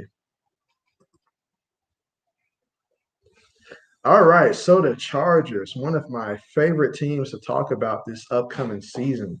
I mean, you have your franchise quarterback, you've got your running back, you've got your receivers, you've got a new coach now. I mean, there's a lot to like about the Chargers this upcoming season, and I'm really excited for them. Honestly, I feel like the Chargers have always been a competitive team, even up under, especially up under Philip Rivers as well. But they've always been that team that they were kind of streaky, and then when it came down to closing out games, they'd either miss a field goal. Last year, I remember the Chargers lost to the Raiders in the regular season because they was at the goal line, they just couldn't convert on the touchdown, and it hurt because I honestly, at that game, I had Justin Herbert as my quarterback for my fantasy team, and I needed that touchdown to win, just like they needed that touchdown to win, and we both fell short. So that honestly, took a toll. But I mean, they've always been in games. It's just a matter of finishing games. But I honestly feel year two, Justin Herbert's going to be able to help this team take that next level and finish out games. So I'm really looking forward to seeing the Chargers this upcoming year. I think the Chargers will be, unless injuries, take a toll. I think they'll be an 11 or 12 win team. That's what I think the Chargers would be. So I'm really high on the Chargers this upcoming year, and they'll be a dangerous team. A dangerous team that once they're in the playoffs, they will match up extremely well. They're a team that I think will play on the road in the playoffs, but they will be a team that'll be very good on the road. And whoever ends up playing them, look out. You're going to be playing a tough Saints team. Fortnite, there we go. There we go. Yeah, definitely. I know my brother has been telling me I need to expand my video games, so definitely I'll work with him on getting up to date with that. The Saints. And so for me, I feel like there are two versions of the Saints that we might get to see this year. It all depends on Sean Payton and how his quarterback decision turns out. You know, if he goes with Taysom Hill, I think the Saints will be probably about a 7-9, 7-9 team all the way up to 9-8. I think that's like their forecast if they go with Taysom Hill. Because right now there's a lot of other factors that come into play. You have a guy like Mike Thomas. You know, he's been hurt so long now. I'm wondering what version of Michael Thomas are they going to get when he is healthy. And then if Taysom Hill's the quarterback, I seen a couple passes last year that I just was like, man, he really underthrew that ball. The receivers would get it anyways, but you can't have that. You just can't have that. And then, but the defense, I mean, I'm still confident in the defense and stuff. I know they wasn't able to do too many things throughout free agency due to their salary cap restraints. But that being said, I think if Taysom Hill's their quarterback, 7-9 wins. Now, if Jameis Winston is their quarterback, then I think the Saints could very well be a 10 or 11 win team. I'm leaning towards 10 wins. I feel that Jameis will still help the offense expand, but now that Michael Thomas is hurt, I'm hesitant to say that early on. So maybe Taysom might be the better option early on until Mike Thomas gets back. But Jameis, you know, he can still air it out. My man threw for over 5,000 yards his last season in Tampa Bay and over 30 touchdowns. His only problem was the turnovers. If you can take back some of those turnovers and even just cut it in half, the Saints will be very good. Because last year, even with Drew Brees, toward by the time we reached midway through the season, it wasn't Drew Brees that was carrying his team. It was that defense that was carrying the team. And so if Jameis can come in and add on, you know, that deep passing threat and don't turn the ball over, but play smart, play with passion, but don't be overly emotional to where it hurts the team, then you could really see the Saints team, you know, be extremely competitive. But yeah, I think about 10 wins could be where you see the Saints end up at this upcoming season. And so I know I said the Panthers will also be about 10 wins. And so they'll be pretty similar, I think, the Saints and the Panthers.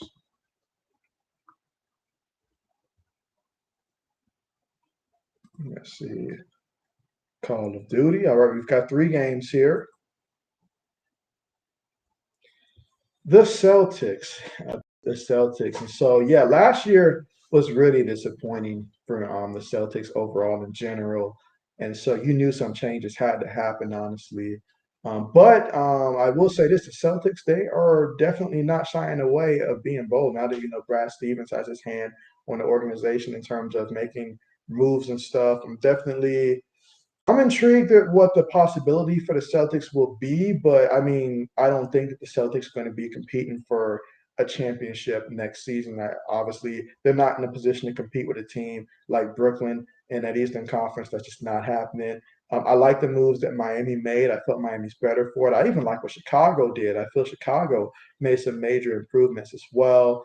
And so Boston, they can be a playoff team, but yeah, I don't think they will reach the point of being a deep team in terms of making it to the playoffs. And when you're the Celtics, that's the expectations. I mean, you're not just out there just to make the playoffs. Your expectation is you want to get another banner up there, especially with the moves that the Lakers have made. You got to compete with that. I mean, the Celtics and the Lakers, they wake up looking at each other and they're like, you know, I got to be better than that team right there. You know, that's my crosstown rival over there. So they definitely got to improve upon that.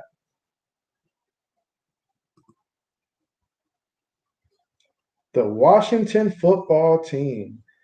Oh man, yeah. So Washington, I like this Washington team. I love their defensive line. Chase Young, another Ohio State Buckeye, right there for you. But I love the defensive line. I like the defense a lot. The offense, you know, I like Antonio Gibson. I like what they've got at receiver as well. So the only question mark, really, well, the biggest question mark, I should say, is what version of Ryan Fitzpatrick are they really about to get? Yes, the one in Miami we saw, if they're getting that one, then this team is really going to be in a great position next year. He's a fun guy, honestly. He's a guy that you have to like him if you're around him. I mean, you got that beard going and stuff, his vibe and stuff, the way that he goes out there and plays. I mean, you can feel the passion just by watching him. And I was hurt for him when Miami decided to bench him because he was playing the best type of football that he's been playing in terms of being consistent with it. But will he be able to do that again in a whole nother system? We saw what he looked like in Tampa. One week he's up there at the press conference, looking like a rock and roll star or something like that, and he's pretty much got 4 touchdowns or 5 touchdowns. And then the next week he's out there throwing a whole bunch of picks. So how consistent will he be at the quarterback position? Now he's a massive upgrade from what they had last year. I will say that. And last year's team made the playoffs, so we'll see how that goes because obviously there was one other factor that did play a role in that, and that was the Dallas Cowboys being injured. But I like this Washington football team a lot. And so I've got some high expectations for them. I think they could very well be a 10 or 11 win team. And so, but I think that they'll find a way to get into the playoffs. They will find a way to be in the playoffs.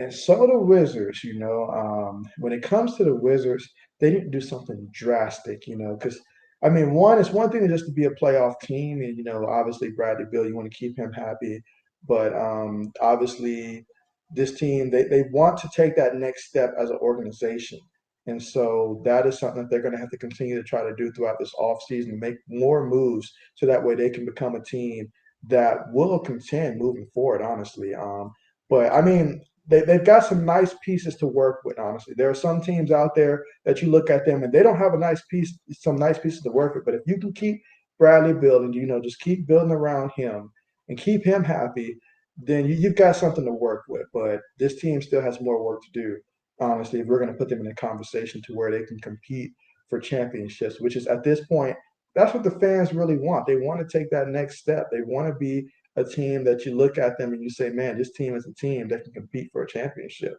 That's what they want, but they're not there yet. They've got more work to do. They have got more work to do.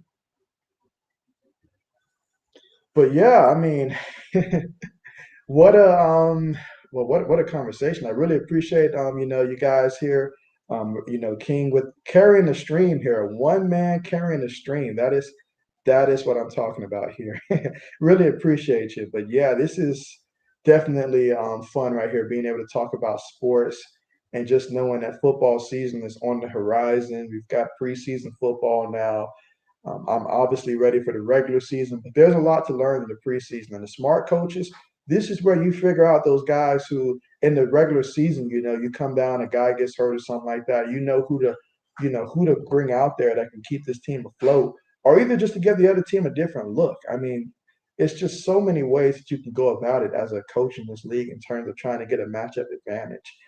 So this is stuff that the fans we want the real deal, but coaches, they know how important this preseason is. And players, they're playing for their futures out there, especially here in the third quarter. Guys that you see out here in the third and the fourth quarter, this is extremely important for them. These guys are trying to make their dreams come true in the National Football League. Yeah, but right now we have a 9-3 game. Pittsburgh has scored all 9 points here in the third quarter. They would have more if it wasn't for some kicking problems in this one. Matter of fact, just scrolling through to see. Uh, yeah, in terms of kicking, you look at kicking, and for the Cowboys, I mean, Hunter and Niswander, he's 1 for 3 in terms of field goals tonight. That's not going to look too good. Sam Slogan, he's 1 for 2 out there, and but he missed the extra point as well. So yeah, both kickers certainly are going to want to put this game behind them for sure. I see Hunter also had a punt as well. No, yeah, he had a punt as well. But yeah.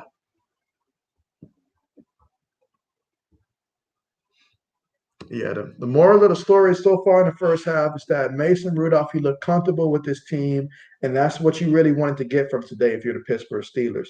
You wanted to make sure that one, Mason Rudolph, he still looks comfortable with the unit, and two, when Dwayne Haskins went out there, he was 6 for 10, so he wasn't as effective as Mason Rudolph, but he wasn't bad. So you got to be happy with that. That's something you can work with if you're the Pittsburgh Steelers moving forward, honestly. And as for the Cowboys, Garrett Gilbert, he looked good out there. 9 of 13 for 104 yards. Cooper Rush, he was 8 of 13 for 70 yards. Now Garrett did get sacked twice, and he did fumble one time off of that. But yeah, that's what you like. Now Ben DiNucci, he picked up where he left off at in the regular season. 2 of 5 and an interception. Yeah, he's got to play better than that. Definitely. I know when he started that one game, the Cowboys immediately went out. It's like we got to get another quarterback. So I was really curious to see how he's going to do in this game here. Try to show the coaching staff that he's improved from last year. They ran Dodal a lot, 8 carries for 43 yards, so he averaged about 5.4 yards a carry. I like him as a third running back option behind obviously Zeke and Tony Pollard for the Cowboys. And then you look at Pittsburgh. Got to see a bit of Najee Harris. I like what I've seen so far, even though the numbers say seven carries for 22 yards, so just over 3.1 yards a carry. But I saw some good stuff there. I mean, there's a couple times where there just wasn't nothing there, but I saw some good stuff that's promising here for Najee Harris moving forward.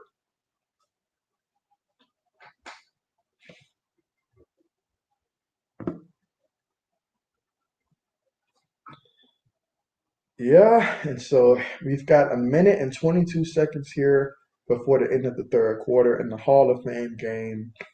And so I will phase another question. Give me 1 second to type that question up real quick.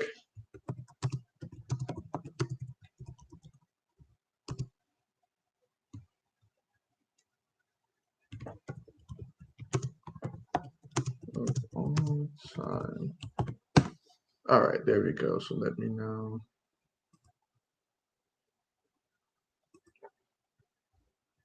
All right, so the question that I have is, who is your favorite Steelers player of all time? I mean, there's a lot of greats now that have played for Pittsburgh. I mean, me personally, if I'm going to talk about my favorite Steelers player of all time, I've got to start with guys that I actually watched, growing up, because those are the ones that hit home the most. Because these are the first guys that you learn when you associate them with the team. And so, I personally, it's like some of the players that I grew up watching, when I first started watching football, there were guys like Hines Ward out there at receiver. He was definitely one of the very definitions of a Pittsburgh Steeler, I feel, out there. And then you had Jerome Bettis, the combination of him and at that time Deuce Staley at the running back position. And even before Ben Roethlisberger was there, the quarterback before him, Tommy Maddox, he was there for a minute. And then, just looking around at some guys they had in the offensive line, like Alan Faneca, guys like that. And can't forget the defense side of the ball. Troy Polamalu, that was a great option right there. And just, over the years, Steelers have had so many great players, so many great players. But for me, my favorite Pittsburgh Steeler of all time it's got to be Jerome Bettis. Got to be Jerome Bettis. Now they did have some other guys that, for other reasons, like Antonio Holmes. He was a favorite of mine because he went to Ohio State, and so obviously, rooting for him in the NFL. Oh, what a fumble that was! But the Steelers, they recovered that one. The Steelers recovered that one and will maintain possession. But you got to protect the ball. This late in the game, you're playing either for a roster spot or a job, or either some part on the depth chart. But yeah, you got to protect that ball. Yeah, he caught the ball. He had full possession of that one, I think, before he lost it. Johnson's got to protect that ball. But that's what happens sometimes when you're playing in a preseason game, late in the game. Like if this is a regular season game, maybe he would protect the ball, but you're out there trying to make a play right now because you know that you've got a small window to impress the coaching staff. So you're out there trying to do more than what you should do to try to impress the coaching staff.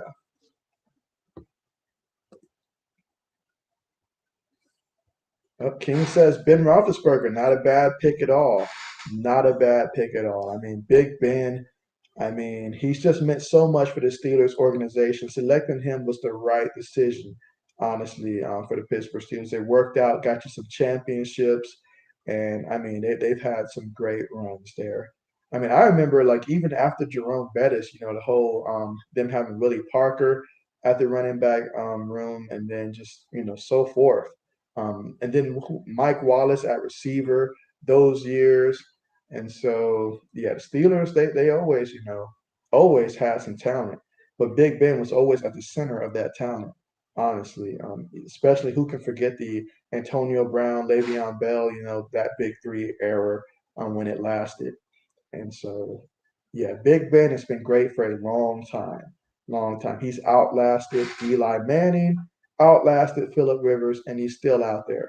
So, absolutely. Let's see.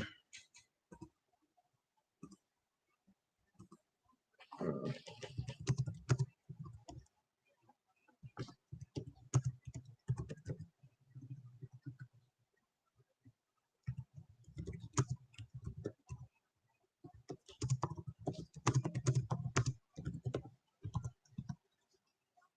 all right. So the next question: who is your favorite Cowboys player of all time? So now, I mean, when you think of the Cowboys, you have to think of in the '90s. You got Troy Aikman, Emmett Smith, Michael Irvin, all them great guys. And there's just so many options that you can honestly choose from when it comes to the Cowboys. And I mean, when I first started watching the Cowboys, they had guys like, let's see, who was quarterbacking for them? I think Quincy Carter was the quarterback back then when I first started watching for that year. And then around that time, I mean, the Cowboys, they just had so many pieces like Keyshawn Johnson. I remember when he was over there in Dallas, after leaving the Buccaneers and going there. So they had some pieces there. I remember when they signed Terrell Owens. Yeah, yeah. I couldn't believe that they made that signing, but it did. I mean, he certainly had the talent, but once you stomp on a team star, that's almost like not going back, honestly. Then you got your Tony Romos at the rail. I remember one time I remember they even had Drew Bledsoe for a minute. Him and Bill Parcells over there for the Cowboys for a hot minute. Let's see. Emmett Smith. Yeah, you can't go wrong with Emmett Smith, graduate of the University of Florida, same school that I went to and got my master's from. Yeah, so Emmett Smith, definitely a great selection right there. Definitely. I mean, in terms of what he meant for the running back position, I mean, that was absolutely great. I mean, there's few running backs that I put ahead of Emmett Smith. Guys like Walter Payton, I believe, as well as Barry Sanders. I'd put those guys above him. But outside of them, I mean, Emmett Smith, he's literally right up there. And so I know that guys like Adrian Peterson, Frank Gore, they're still trying to get the yards that Emmitt Smith had. These guys are trying to play to their 40s, it seems like. But yeah, the running back position has changed so much over the years. Back then, you used to have just one guy carry the load, but now, yeah, I remember when the Cowboys had D'Amico Murray back there in the backfield. Thought that was a great Cowboys team back then. But yeah, Cowboys, they always have talent. Always have talent. Let's see. But for me, if I had to say my favorite Dallas Cowboy, this one is really tough. Favorite Dallas Cowboy. I mean, what was that defensive tackle they had? Like LeVar Glover, or I believe that was his name. Yeah, so it might have been him because they had some great defensive linemen, honestly. But I think he was my favorite, like Cowboy, LeVar Glover,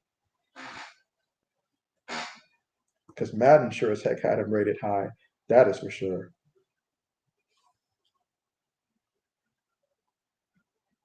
All right, so Danucci with the punt.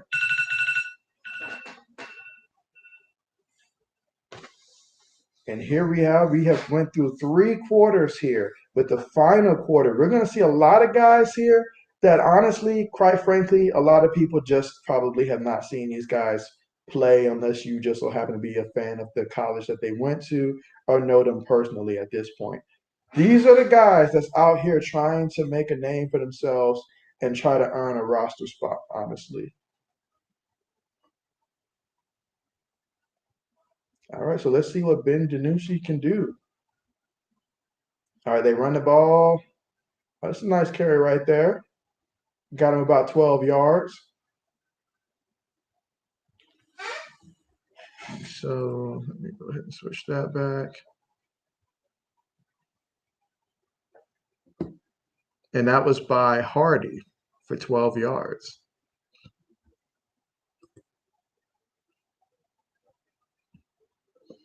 All right, so the Clippers, how do I feel? Well, when it comes to the Clippers, I mean, I there's not a team in the NBA that I root against more than the Clippers. I mean, I'm a Lakers fan, so it makes sense, but yeah, I'm just always anti-Clippers. But I have to give respect where respect is due. The way that they played, despite the fact that they lost Kawhi out there on the floor and they continuously brought it each and every game, that was amazing to watch. I mean, Paul George, despite all the criticism that he got, my man Paul George, he just flat out balled out there. I mean, despite the fact that he did cost them a game, and ultimately, the series, could have been different had that not happened. But the way that they stepped up as a unit, that was incredible. The Clippers, they have a good roster, a good team in place, and so they're great. I'll say that they're a great team, but they're not better than these. I'll call them the old man Lakers now. They're not better than them. And don't let Skip Bayless tell you otherwise. All right, so the Oklahoma City Thunders. Yeah, so when it comes to the Thunders, I mean, they have some work to do. Like they really have some work to do to, get back to being where I know that they want to be as an organization.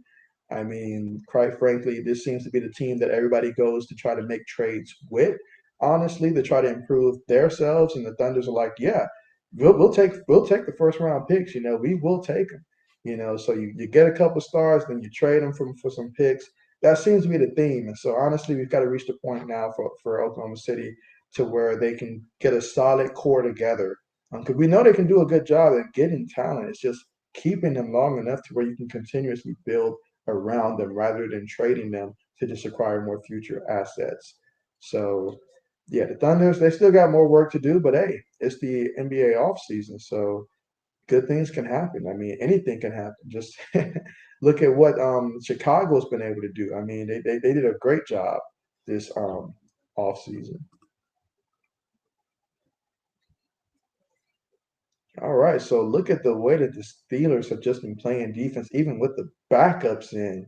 They're still playing at a high level, and you gotta like that. You have to like that. And as for Ben DiNucci, yeah, he's got to step it up. He has got to step it up.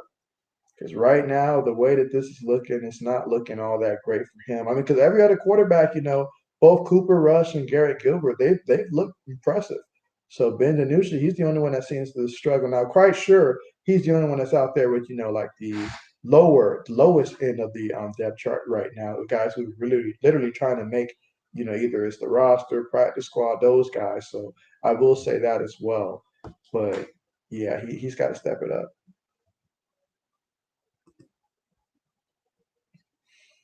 The San Antonio Spurs, what once was, a fearsome team that, was well respected. I mean, still well respected, honestly, And Popovich, he's still a great coach. He's getting older, so you wonder how much longer does he have in terms of coaching. At some point, he's going to step away from the game. You have to think, but they are really just changing the culture around San Antonio now. It's going to be a different look. Just about everybody that they've had for some time now, it seems like they're on the move. They're going elsewhere. It's almost like they just had a final discussion, like at the end of the season, say, "All right, I want you guys to contend for a championship teams, or at least be able to be competitive. So I'm just going to let all you guys just go, and we're going to trade you. We're going to let you walk, and we're just going to start over." And that's what it feels like San Antonio is doing. They're looking to start over. And so yeah, but that's they're going to be in rebuilding now. They did have a couple nice signings that I did like for the Spurs. You know, now is it going to make them a playoff team? No, but I think the fans already know that. What they want are some pieces that they can build around. That's what they want right now. Because I mean, the pieces that they currently had in the past, I mean, they were okay, but they were meant to be surrounded with guys who are already superstars rather than carry the team. So I get letting them go and moving on from them, and then just go ahead and start over. At some point, you got to press the reset button, clear the slate, and let's just go ahead and build this thing up differently. So that's what they're doing now, and they're doing their research. They are doing their research in terms of the players that they're going after. So I will give them that. I think they're doing a good job with that.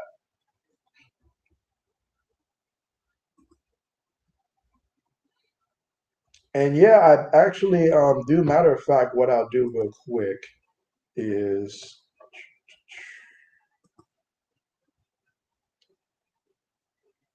let's see. Yeah, shoot me a message real quick on IG, and then after the chat, we'll discuss that there. Is it still showing? Okay, still showing. But yeah, definitely hit me up on IG, and then I'll go ahead because I gotta set up my Discord real quick. I set it up once, but I haven't used it since. So just add me on IG, and then I'll go ahead and once I get my Discord pulled up, I'll send you that. And yeah, right now we've got the Steelers at the 15 yard line. Let's see, they gained 5 yards there. Okay, so far, sorry about that.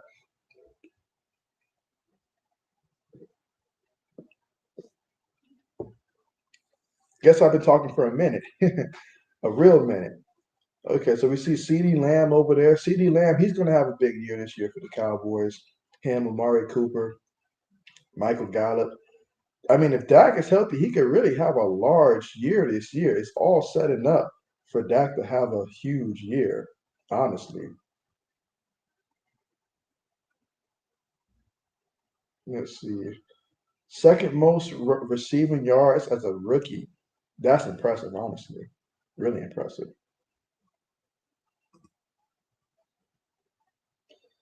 As a Shaq, thank you for joining the stream, man. Appreciate you. Yeah, what's good, man? We get to talk some football here. Yeah, that's absolutely great. You would have loved the conversations that we had about the Bears and stuff. You would have loved that. And then Dame Lillard, all that great stuff. But yeah, better late than never. I mean, how many streamers do you see right now that's still streaming in the middle, well, towards the end of a preseason game, right? That just goes to show how much I miss some football, honestly. Like a lot. But yeah, I mean, in terms of just everything that's just, transpired so far, we've talked about a lot of different teams, honestly, a lot of different teams. And you can tell my voice is kind of going in and out at this point.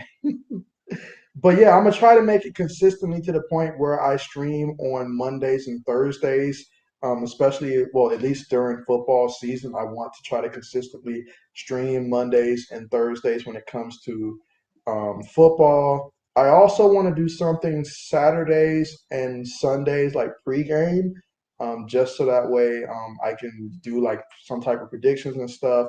So I'm leaning towards doing that. So you'll probably see me stream about 4 days out the week. Now, once we get to the point where college basketball, the NBA kicks in, I might alter some things, but those are the days that I'm thinking about right now.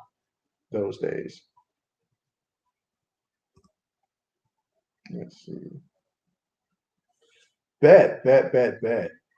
Yeah, so I figured it'd be great to start with the preseason, get the feel for it and stuff. 'Cause I know that I have not been streaming since well, really since the finals. Ever since Milwaukee took over in the finals, that's probably about the time where I kind of disappeared at that point. Had some things that come up that I had to take care of, but yeah, so now we're back at football season. I've learned a lot from my first couple of times streaming during the playoffs for the NBA. I learned not to stream back to back days, and so it'll save my voice. But yeah, definitely looking forward to a lot of football. Get to catch those Monday nights and Thursday night games. Let's see. Who do you think will win the Super Bowl this year? Leave it to Azashak to put me on the spot. Who's going to win the Super Bowl this year? Well, I think that this year, if you'd asked me 2 weeks ago, I'd have said that it was going to come down to the Chiefs and the Rams. I really feel like the Chiefs are in a position to where they can avenge their Super Bowl loss, but it's hard to pick against Tampa Bay, honestly. And I feel like those two are the highest percentage. I mean, I like what the Browns have. I like what the Bills got. I feel the Patriots are gonna, catch a lot of people sleeping on them. But in terms of who's gonna win the Super Bowl, since you put me on the spot to do it, I'm gonna go ahead and say that the Super Bowl chance for next year is gonna be. I'm still thinking in my head. I've got to go with Tampa Bay. I've got to go with Tampa Bay. I was just going through the scenarios in my head. Tampa Bay is the safest bet. I feel at this point, but there's a lot of teams that I think could really go for the Super Bowl. But having not seen anybody play, I'll go with Tampa Bay for now. But I'll update that throughout the season, though, as I do my selections and stuff. I will update that. But right now, I've got Tampa. What about you guys? Who do you guys think is going to win the Super Bowl this year and the Super Bowl matchup that you've got for this year?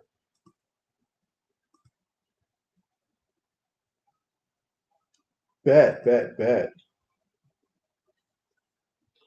Yeah, that is actually yeah, I know for the NBA playoffs, I did play by plays. And so I just wanted to see how the response was going to be if, for play by plays. And in terms of just really how can I put it? Yeah, so today I wanted to try something different than doing my play by play just to see if I'll get more reactions in terms of just, more comments this way. Because when I do play by plays, I really want it to be focused on everybody can really chat, like just throw in the chat, but also, still talk about the game as well. Now, football and basketball, on basketball, we have plays happening, like on a regular basis. Football, there's a lot of time in between, but I'm definitely, once the regular season starts, I'll be doing more play by plays as well. And so I'm just hoping that the reaction to that will be great. Yeah, matter of fact, I do. And let me get 1 second here and I'll pull that up here. There we go. All right, there goes my Twitter right there. And so I'll leave that up for a couple seconds. But yeah, that is my Twitter. And so if you guys are watching, definitely do, consider, well, one, you can add me on Twitter as well. But definitely do consider, liking the video, subscribing to the channel, best way to help the channel grow. I've seen a lot of growth recently, and I really appreciate that. You guys really mean a lot to me, when I'm out there posting videos. I know one day I posted 22 videos in a day, and so I apologize to anybody if it kept you up with all the notifications and stuff. But yeah, definitely appreciate all the support. Just seeing you guys continuously subscribe to the channel has helped inspire me to continue to put more effort into the channel because, I still have my regular job that I work. I still try to go to the gym outside of that. And so all the time that I have left, I try to invest into my YouTube channel. So I really appreciate you guys for the support. It's really been great. Let's see. You said you're going with Baltimore. Ooh, going with Baltimore. Personally, a huge fan of Lamar, and hey, I personally would love to see Lamar Jackson get that championship. Honestly, because I really want to just destroy the narrative that he cannot, pass the ball. I think it's crazy. He showed us when he won the MVP he can pass it. Now, does he have the weapons to do that? I think Baltimore has upgraded their, receivers and stuff. I mean, he's young. The receivers they got that they're relying on, they're young. The addition of Sammy Watkins, that could be big, especially in the playoff if Sammy does some things that we saw him do a couple of years ago in Kansas City in the playoffs. That's where they need Sammy Watkins to be that version of Sammy Watkins. But I like this pick. It's a bold pick, and I like it. Lamar and company. I would love to see Lamar Jackson get a championship. Maybe that'll silence some of the critics, just like seeing Giannis win a championship, silence all the people that say, well, he can't shoot and all like that. So I'm all for it. Let's see, bit of a risky pick, but you can see. Yeah, I mean, Baltimore is certainly a team that honestly, I mean, the last couple of years, they've always been in the thick of things. I mean, I know last year, was a little bit of a disappointment, but the positive part is Lamar Jackson did get his first playoff win. And people are talking about, oh, he's terrible in the playoffs. He can't play in the playoffs. I mean, the man's still young. Give him some time. I mean, Peyton Manning, he struggled for the longest in the playoffs early on, but nobody said that about Peyton just because their style of play was different. And then look at guys like Andrew Luck. Andrew Luck didn't do all that great in playoffs. I mean, he had one game against Kansas City in which he came back. That looked great. That was a great moment. It was. It really was. The way that they pulled that comeback back. But I mean, he didn't look anything near like what Peyton did against the Patriots in the playoffs. He just looked lost in some of those situations. But definitely, I want to see Lamar, succeed and have some more playoff success. So I'm hoping for that. All right, there we go.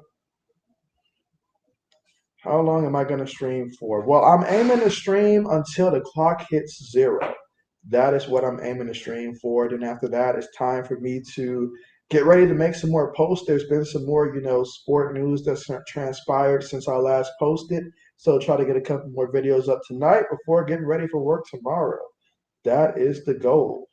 So, yeah, so even after this, I will not be done. I've still got more work to do. Okay. But yeah, I'm really excited, not just about the regular season, but also the fact that, with Madden coming out, it's been a minute since I've been able to really invest in Madden. So I'm really looking forward to that for sure. I mean, I got the Xbox Series X now, so I'm ready. I'm all ready for it. But yeah, definitely will be streaming until the clock hits 0. That's typically the route that I usually go. But yeah, I just want to thank everybody, for joining the stream. Really appreciate you guys. It's definitely a different feel when I've actually got people here within the stream with me in the comment section. It makes this so much more lively, especially once we get to the point where we have some regular season action and stuff. Gonna be looking forward to that. Really am.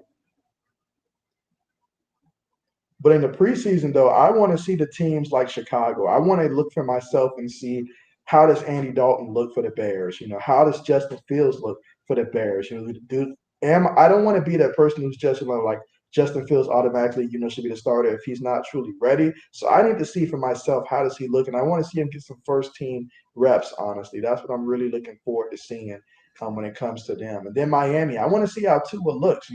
Does Tua look like he's struggling? Does he go out there and command the offense? Stuff like that, I want to see. That's important, one, because I need to know for my fantasy teams who to stay away from. But two, I mean, these are the questions that we've been wondering throughout the entire postseason. And then for the Indianapolis Colts, I mean, Carson Wentz going down.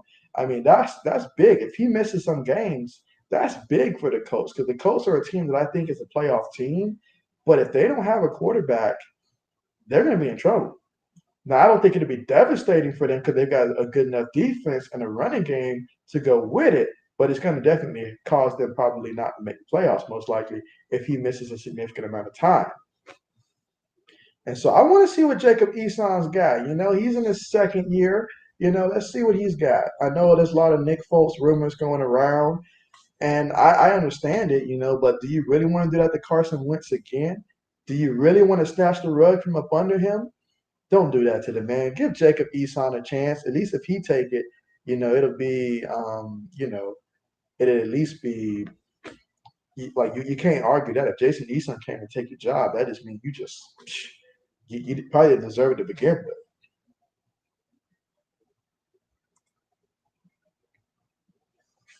I appreciate that. I really appreciate that. And, hey, I mean, you guys are the best. I mean, you guys are the ones that helped me make it through this. Because honestly, if you guys wasn't here, I don't know if I'd be able. Well, I'll tell you this: I would not be able to make it to the end of the game once the backups came in, late in the fourth quarter. If not for you guys to help me get through this, so I appreciate you guys and look forward to the many streams that we're gonna have this year, talking football, and then obviously transitioning from football to basketball as well.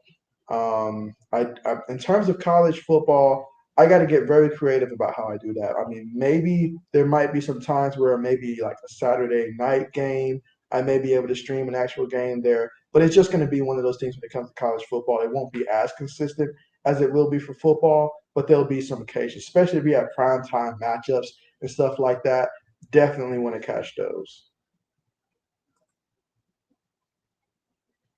Let's see. Ajashak says, I'm really happy I found your channel. I get most of my sport news from your channel now, and it's always fun watching your streams during games too.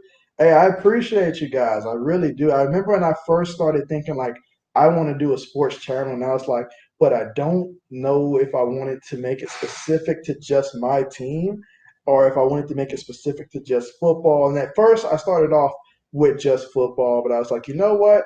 I need to add basketball as well. It's a great motivation for me to continue to, keep watching and keeping up with basketball because I've kept up with football, but basketball not as much recently and stuff because I grew up a hardcore Kobe Bryant fan. So I was watching the NBA, mostly watching the Lakers with him. And then after him, when the Lakers were struggling, I'm not going to lie, it was hard to watch. I mean, it's one of the curses of being a Lakers fan. It's hard to watch when your team is struggling. But then Brian came back, and then we still struggled. But then we got better, got that championship last year, just for them to say it was a bubble championship. So now we back. We back. We brought some old faces back. They brought me back. Here I am, to support the team. So yeah, definitely, this is gonna be fun. This is gonna be real fun. I've got a couple ideas of some more stuff that I want to implement, just for the regular season when it comes to football, some pregame stuff. And I got a couple guys that I want to get to join me as well. I don't know if they will, but if they do, it'll be real nice. I actually do have Twitch. A matter of fact, there it goes. Okay. Apologize if it is showing up on your end, but I'm not seeing it on mine. All right, there we go.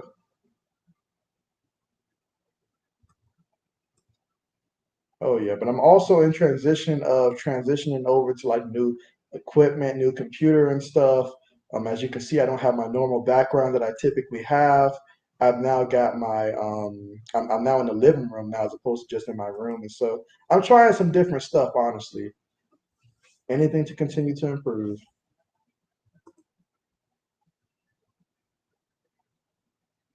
All right, so I'll leave that up for a couple more seconds. And yeah, I'm actually streaming on Twitch as well right now. So if anybody's watching on Twitch, I appreciate you guys. Thank you so much. Do consider following if you enjoy, talking about sports, and definitely want to hear from you guys. The more people that we have in the comment section, the more lively this stuff is going to be. You don't have to sit here and listen to me sound repetitive. I promise you that. So yeah, but I appreciate you guys. Let's see. Let's see. Do you think Ben Roethlisberger is a top 10 quarterback still? I personally don't think that Ben Roethlisberger is a top 10 quarterback. Yeah, just looking at the quarterbacks, off the top of my head, he's certainly not top five, certainly not top 10. And I feel like it's been so long since I've seen Big Ben put together the type of season that I would want for him to be. Now, I think there's no debate that he's still a top 20 quarterback. Would I say top 15? I'd have to look on a sheet of paper, honestly, and like just compare the quarterbacks that I see. But I feel like he's got qualities that a lot of quarterbacks that I probably would compare, him to in terms of just talent at the time.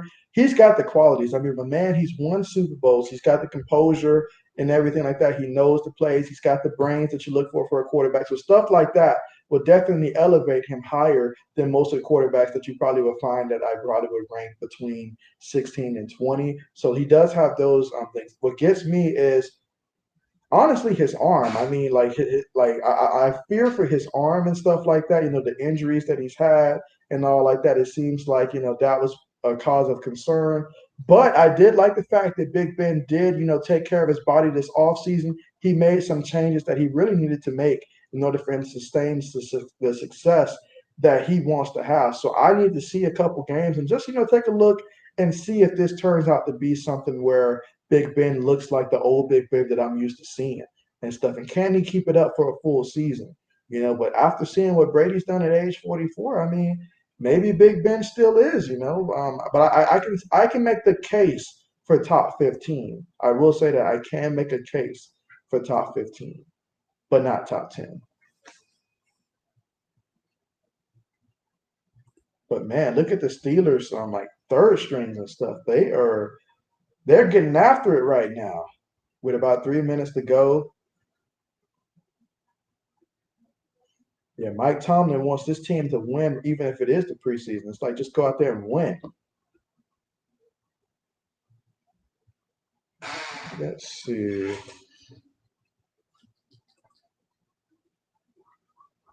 Let me see. Let me type up another question here.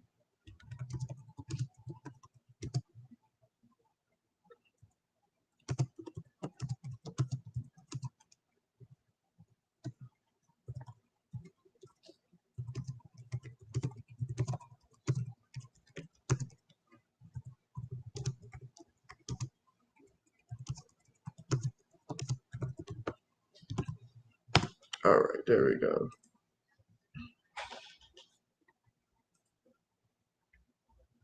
Is it not showing up? Let's see. All right, there we go.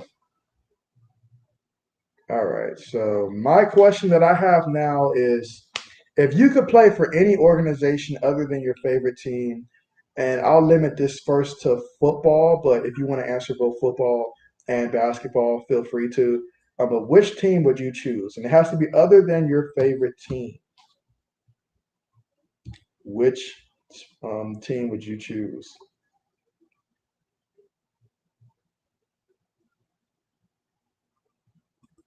Let's see. Yeah, Josh Dobbs. Yeah, I had to check the roster earlier today because I was like, is Josh Dobbs still there? I was like, I know he had to because I know the Steelers, they tend to draft a lot of quarterbacks in that third, fourth, fifth round, range and stuff like that over the years. And I was like, I believe he's still there. So I checked and I was like, he's still there.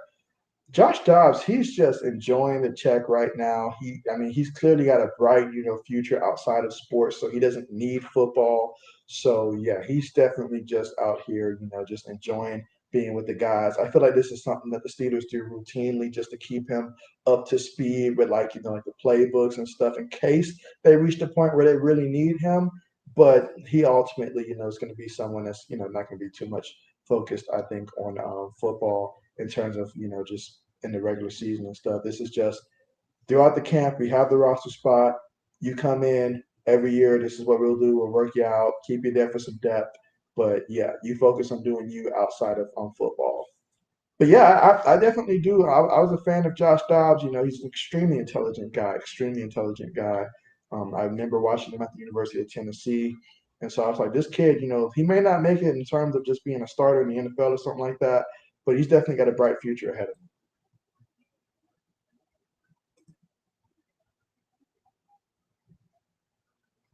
him. Let's see.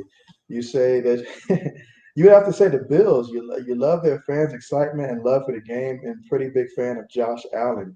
Hey, I feel you there. There's nothing like having fans, jumping on the tables and stuff pre-game. If that doesn't get you fired up, I don't know what will. I mean, but yeah, Bill fans, they are extremely hungry for success. No team, no franchise has felt more pain throughout the course of like any championship era than perhaps the Buffalo Bills have felt watching their team get to four straight Super Bowls just to lose.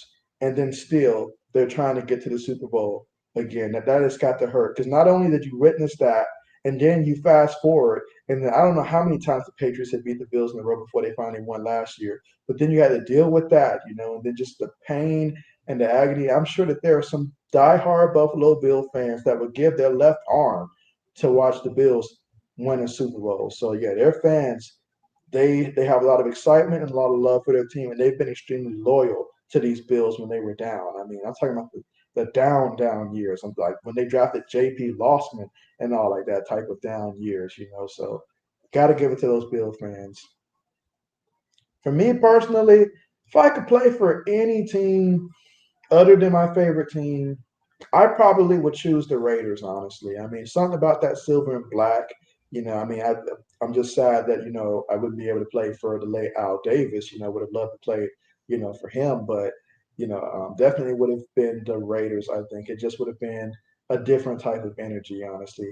Nothing like walking around, especially if we're talking about a good Raiders team, then yeah, there's nothing like walking around and seeing a good Raiders team that's pretty much viewed as like, I guess you can say, the bad boys of the NFL, whenever they have, like a great defense to go out there. I mean, it would just be nice to go out there and play in that silver and black, honestly, especially in Las Vegas now. Sign me up for that. Sign me up for that. But I will say this though, I have a friend that does work for the Las Vegas Raiders, and he says Derek Carr is an extremely nice guy.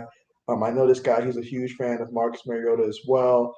Even before this year, because he was with the Titans the year before, and so yeah, definitely the Raiders. They got a lot of likable guys on their roster. They're not the same type of Raiders that we used to know that a lot of people love to hate. I mean, when I first started watching football, the Raiders they were still good. That tells you how long I've been watching football because that was back when they had Rich Gannon in quarterback, Jerry Rice, Tim Brown, Joey Porter out there, well, Jerry Porter out there. They definitely had a squad out there. Rod Woodson, Charles Woodson. They had some boys. And so then it all fell apart. Age caught up to them. So definitely got to be careful with these older guys. Age will catch up with you.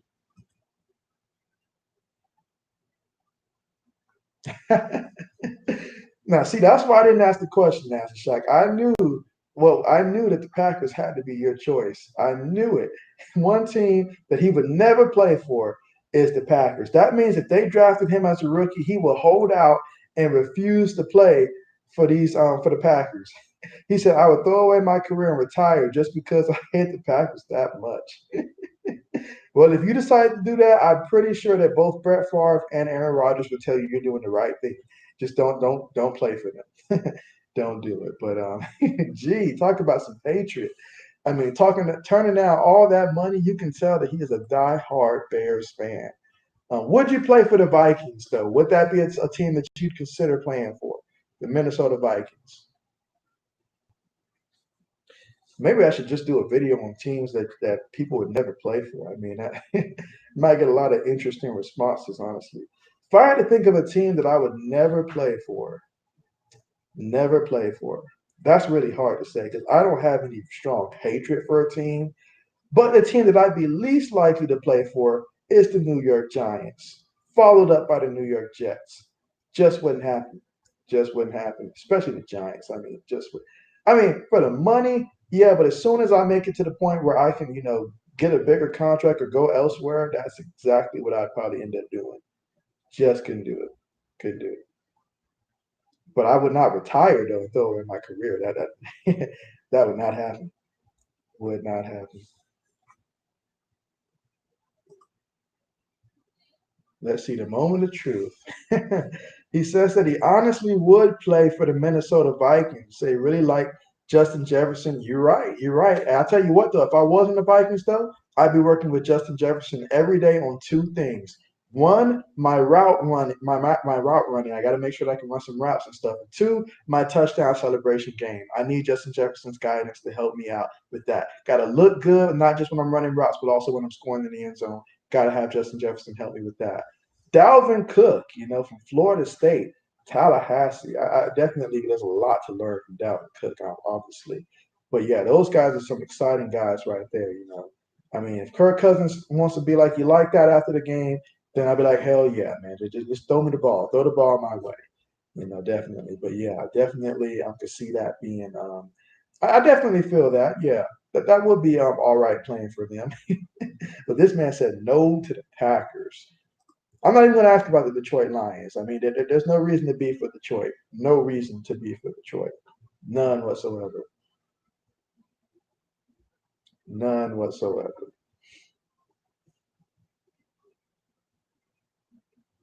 And there we go. We have the final of the preseason game, I almost forgot that the preseason game was winding down here, folks. And let's take a quick score at how everybody did in the box score. So overall for the Cowboys, we got to evaluate three quarterbacks today. We got to see Garrett Gilbert, Cooper Rush, Ben DiNucci. In terms of what Garrett Gilbert did, he was 9 of 13 for 104 yards. Honestly, I like what I saw. The only thing that I did not like was when he fumbled the ball on one of those two sacks. Got to protect the ball, especially near the goal line. You know, those possessions, they really matter in a game. But other than that, he was good. Cooper Rush, would have liked to seen a little bit more from Cooper Rush, but going 8 of 13 for 70 yards, he was pretty good. He didn't do anything bad to mess up the team. You know, he just didn't score any touchdowns or anything, but that was good. Then Ben DiNucci stepped in, and yeah, he was 7 of 17, threw an interception, was sacked twice.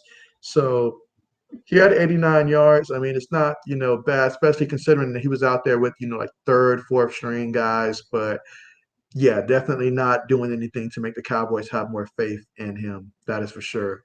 And then you look at the Steelers when it comes to them passing. I mean, Mason Rudolph.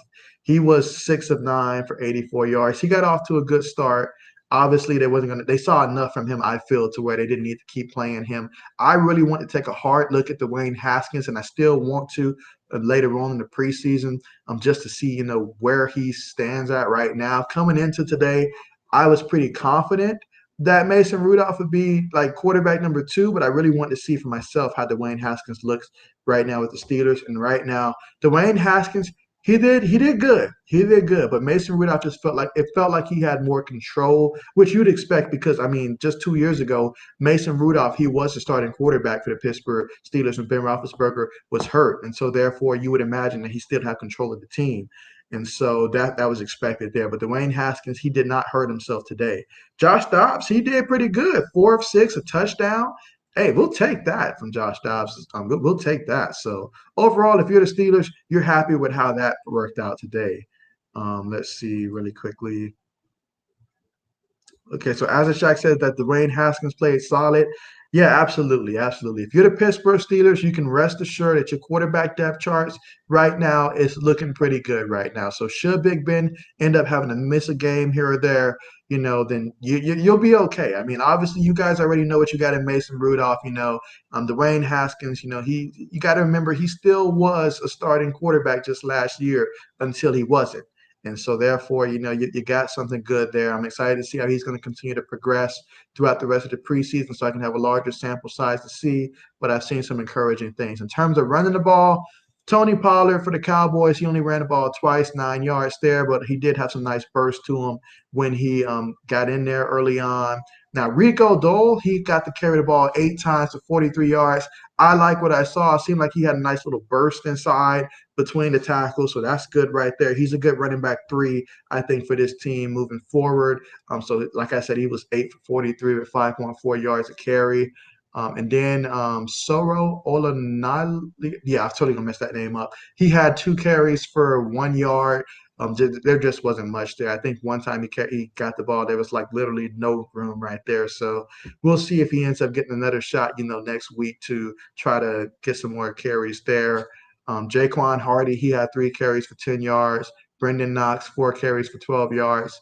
And then Ben DiNucci, he carried the ball twice for 34 yards. So add that, you know, to his day. And so it wasn't as bad as the numbers may look for Ben DiNucci and all like that throughout the day.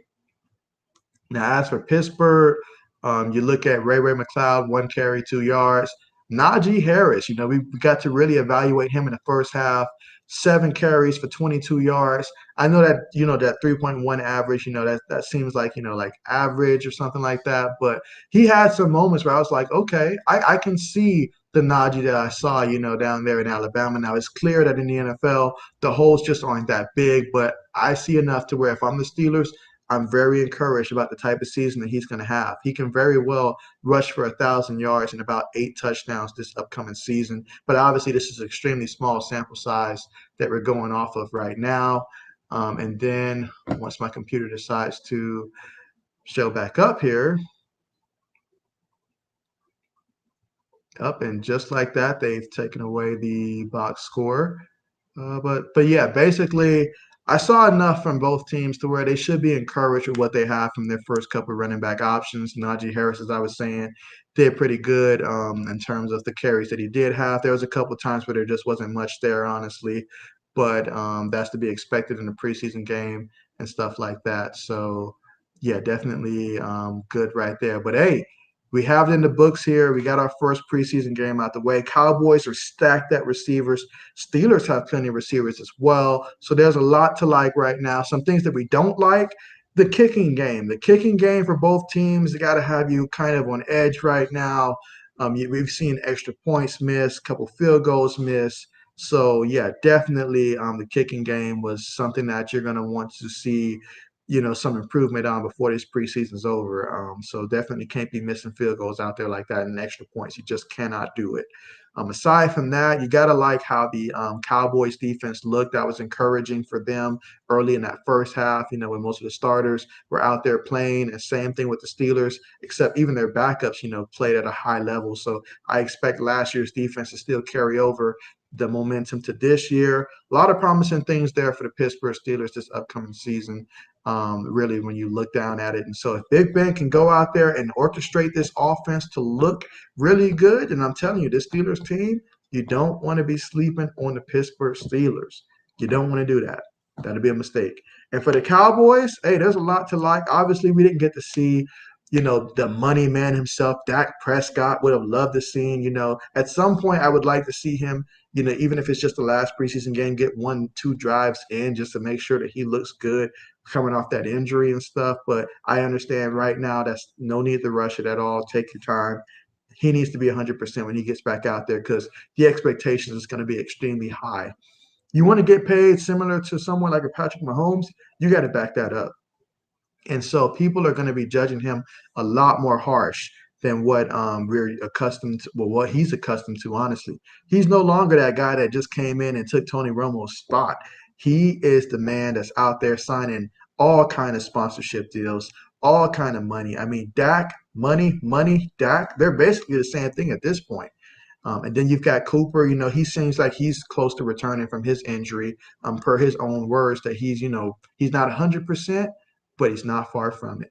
And so that's encouraging there for the Cowboys. And the Cowboys, they are stacked at receiver, as I mentioned earlier. So a lot of things to look forward to. Obviously, it's the Hall of Fame game. And so congratulations to everyone that was inducted into the Hall of Fame. That was, that's a special moment right there. And these guys deserved it. It was really nice to see guys like Bill Cowher out there, see Peyton Manning and company. It's just really nice to see them guys out there. Troy Polamalu, just really nice to see those guys. But with that being said, I think it's time that I go ahead and end the stream. Got a lot of videos to post, so make sure if you guys are watching that you do consider, if you're watching on YouTube, that you like and subscribe to the channel if you're not subscribed already.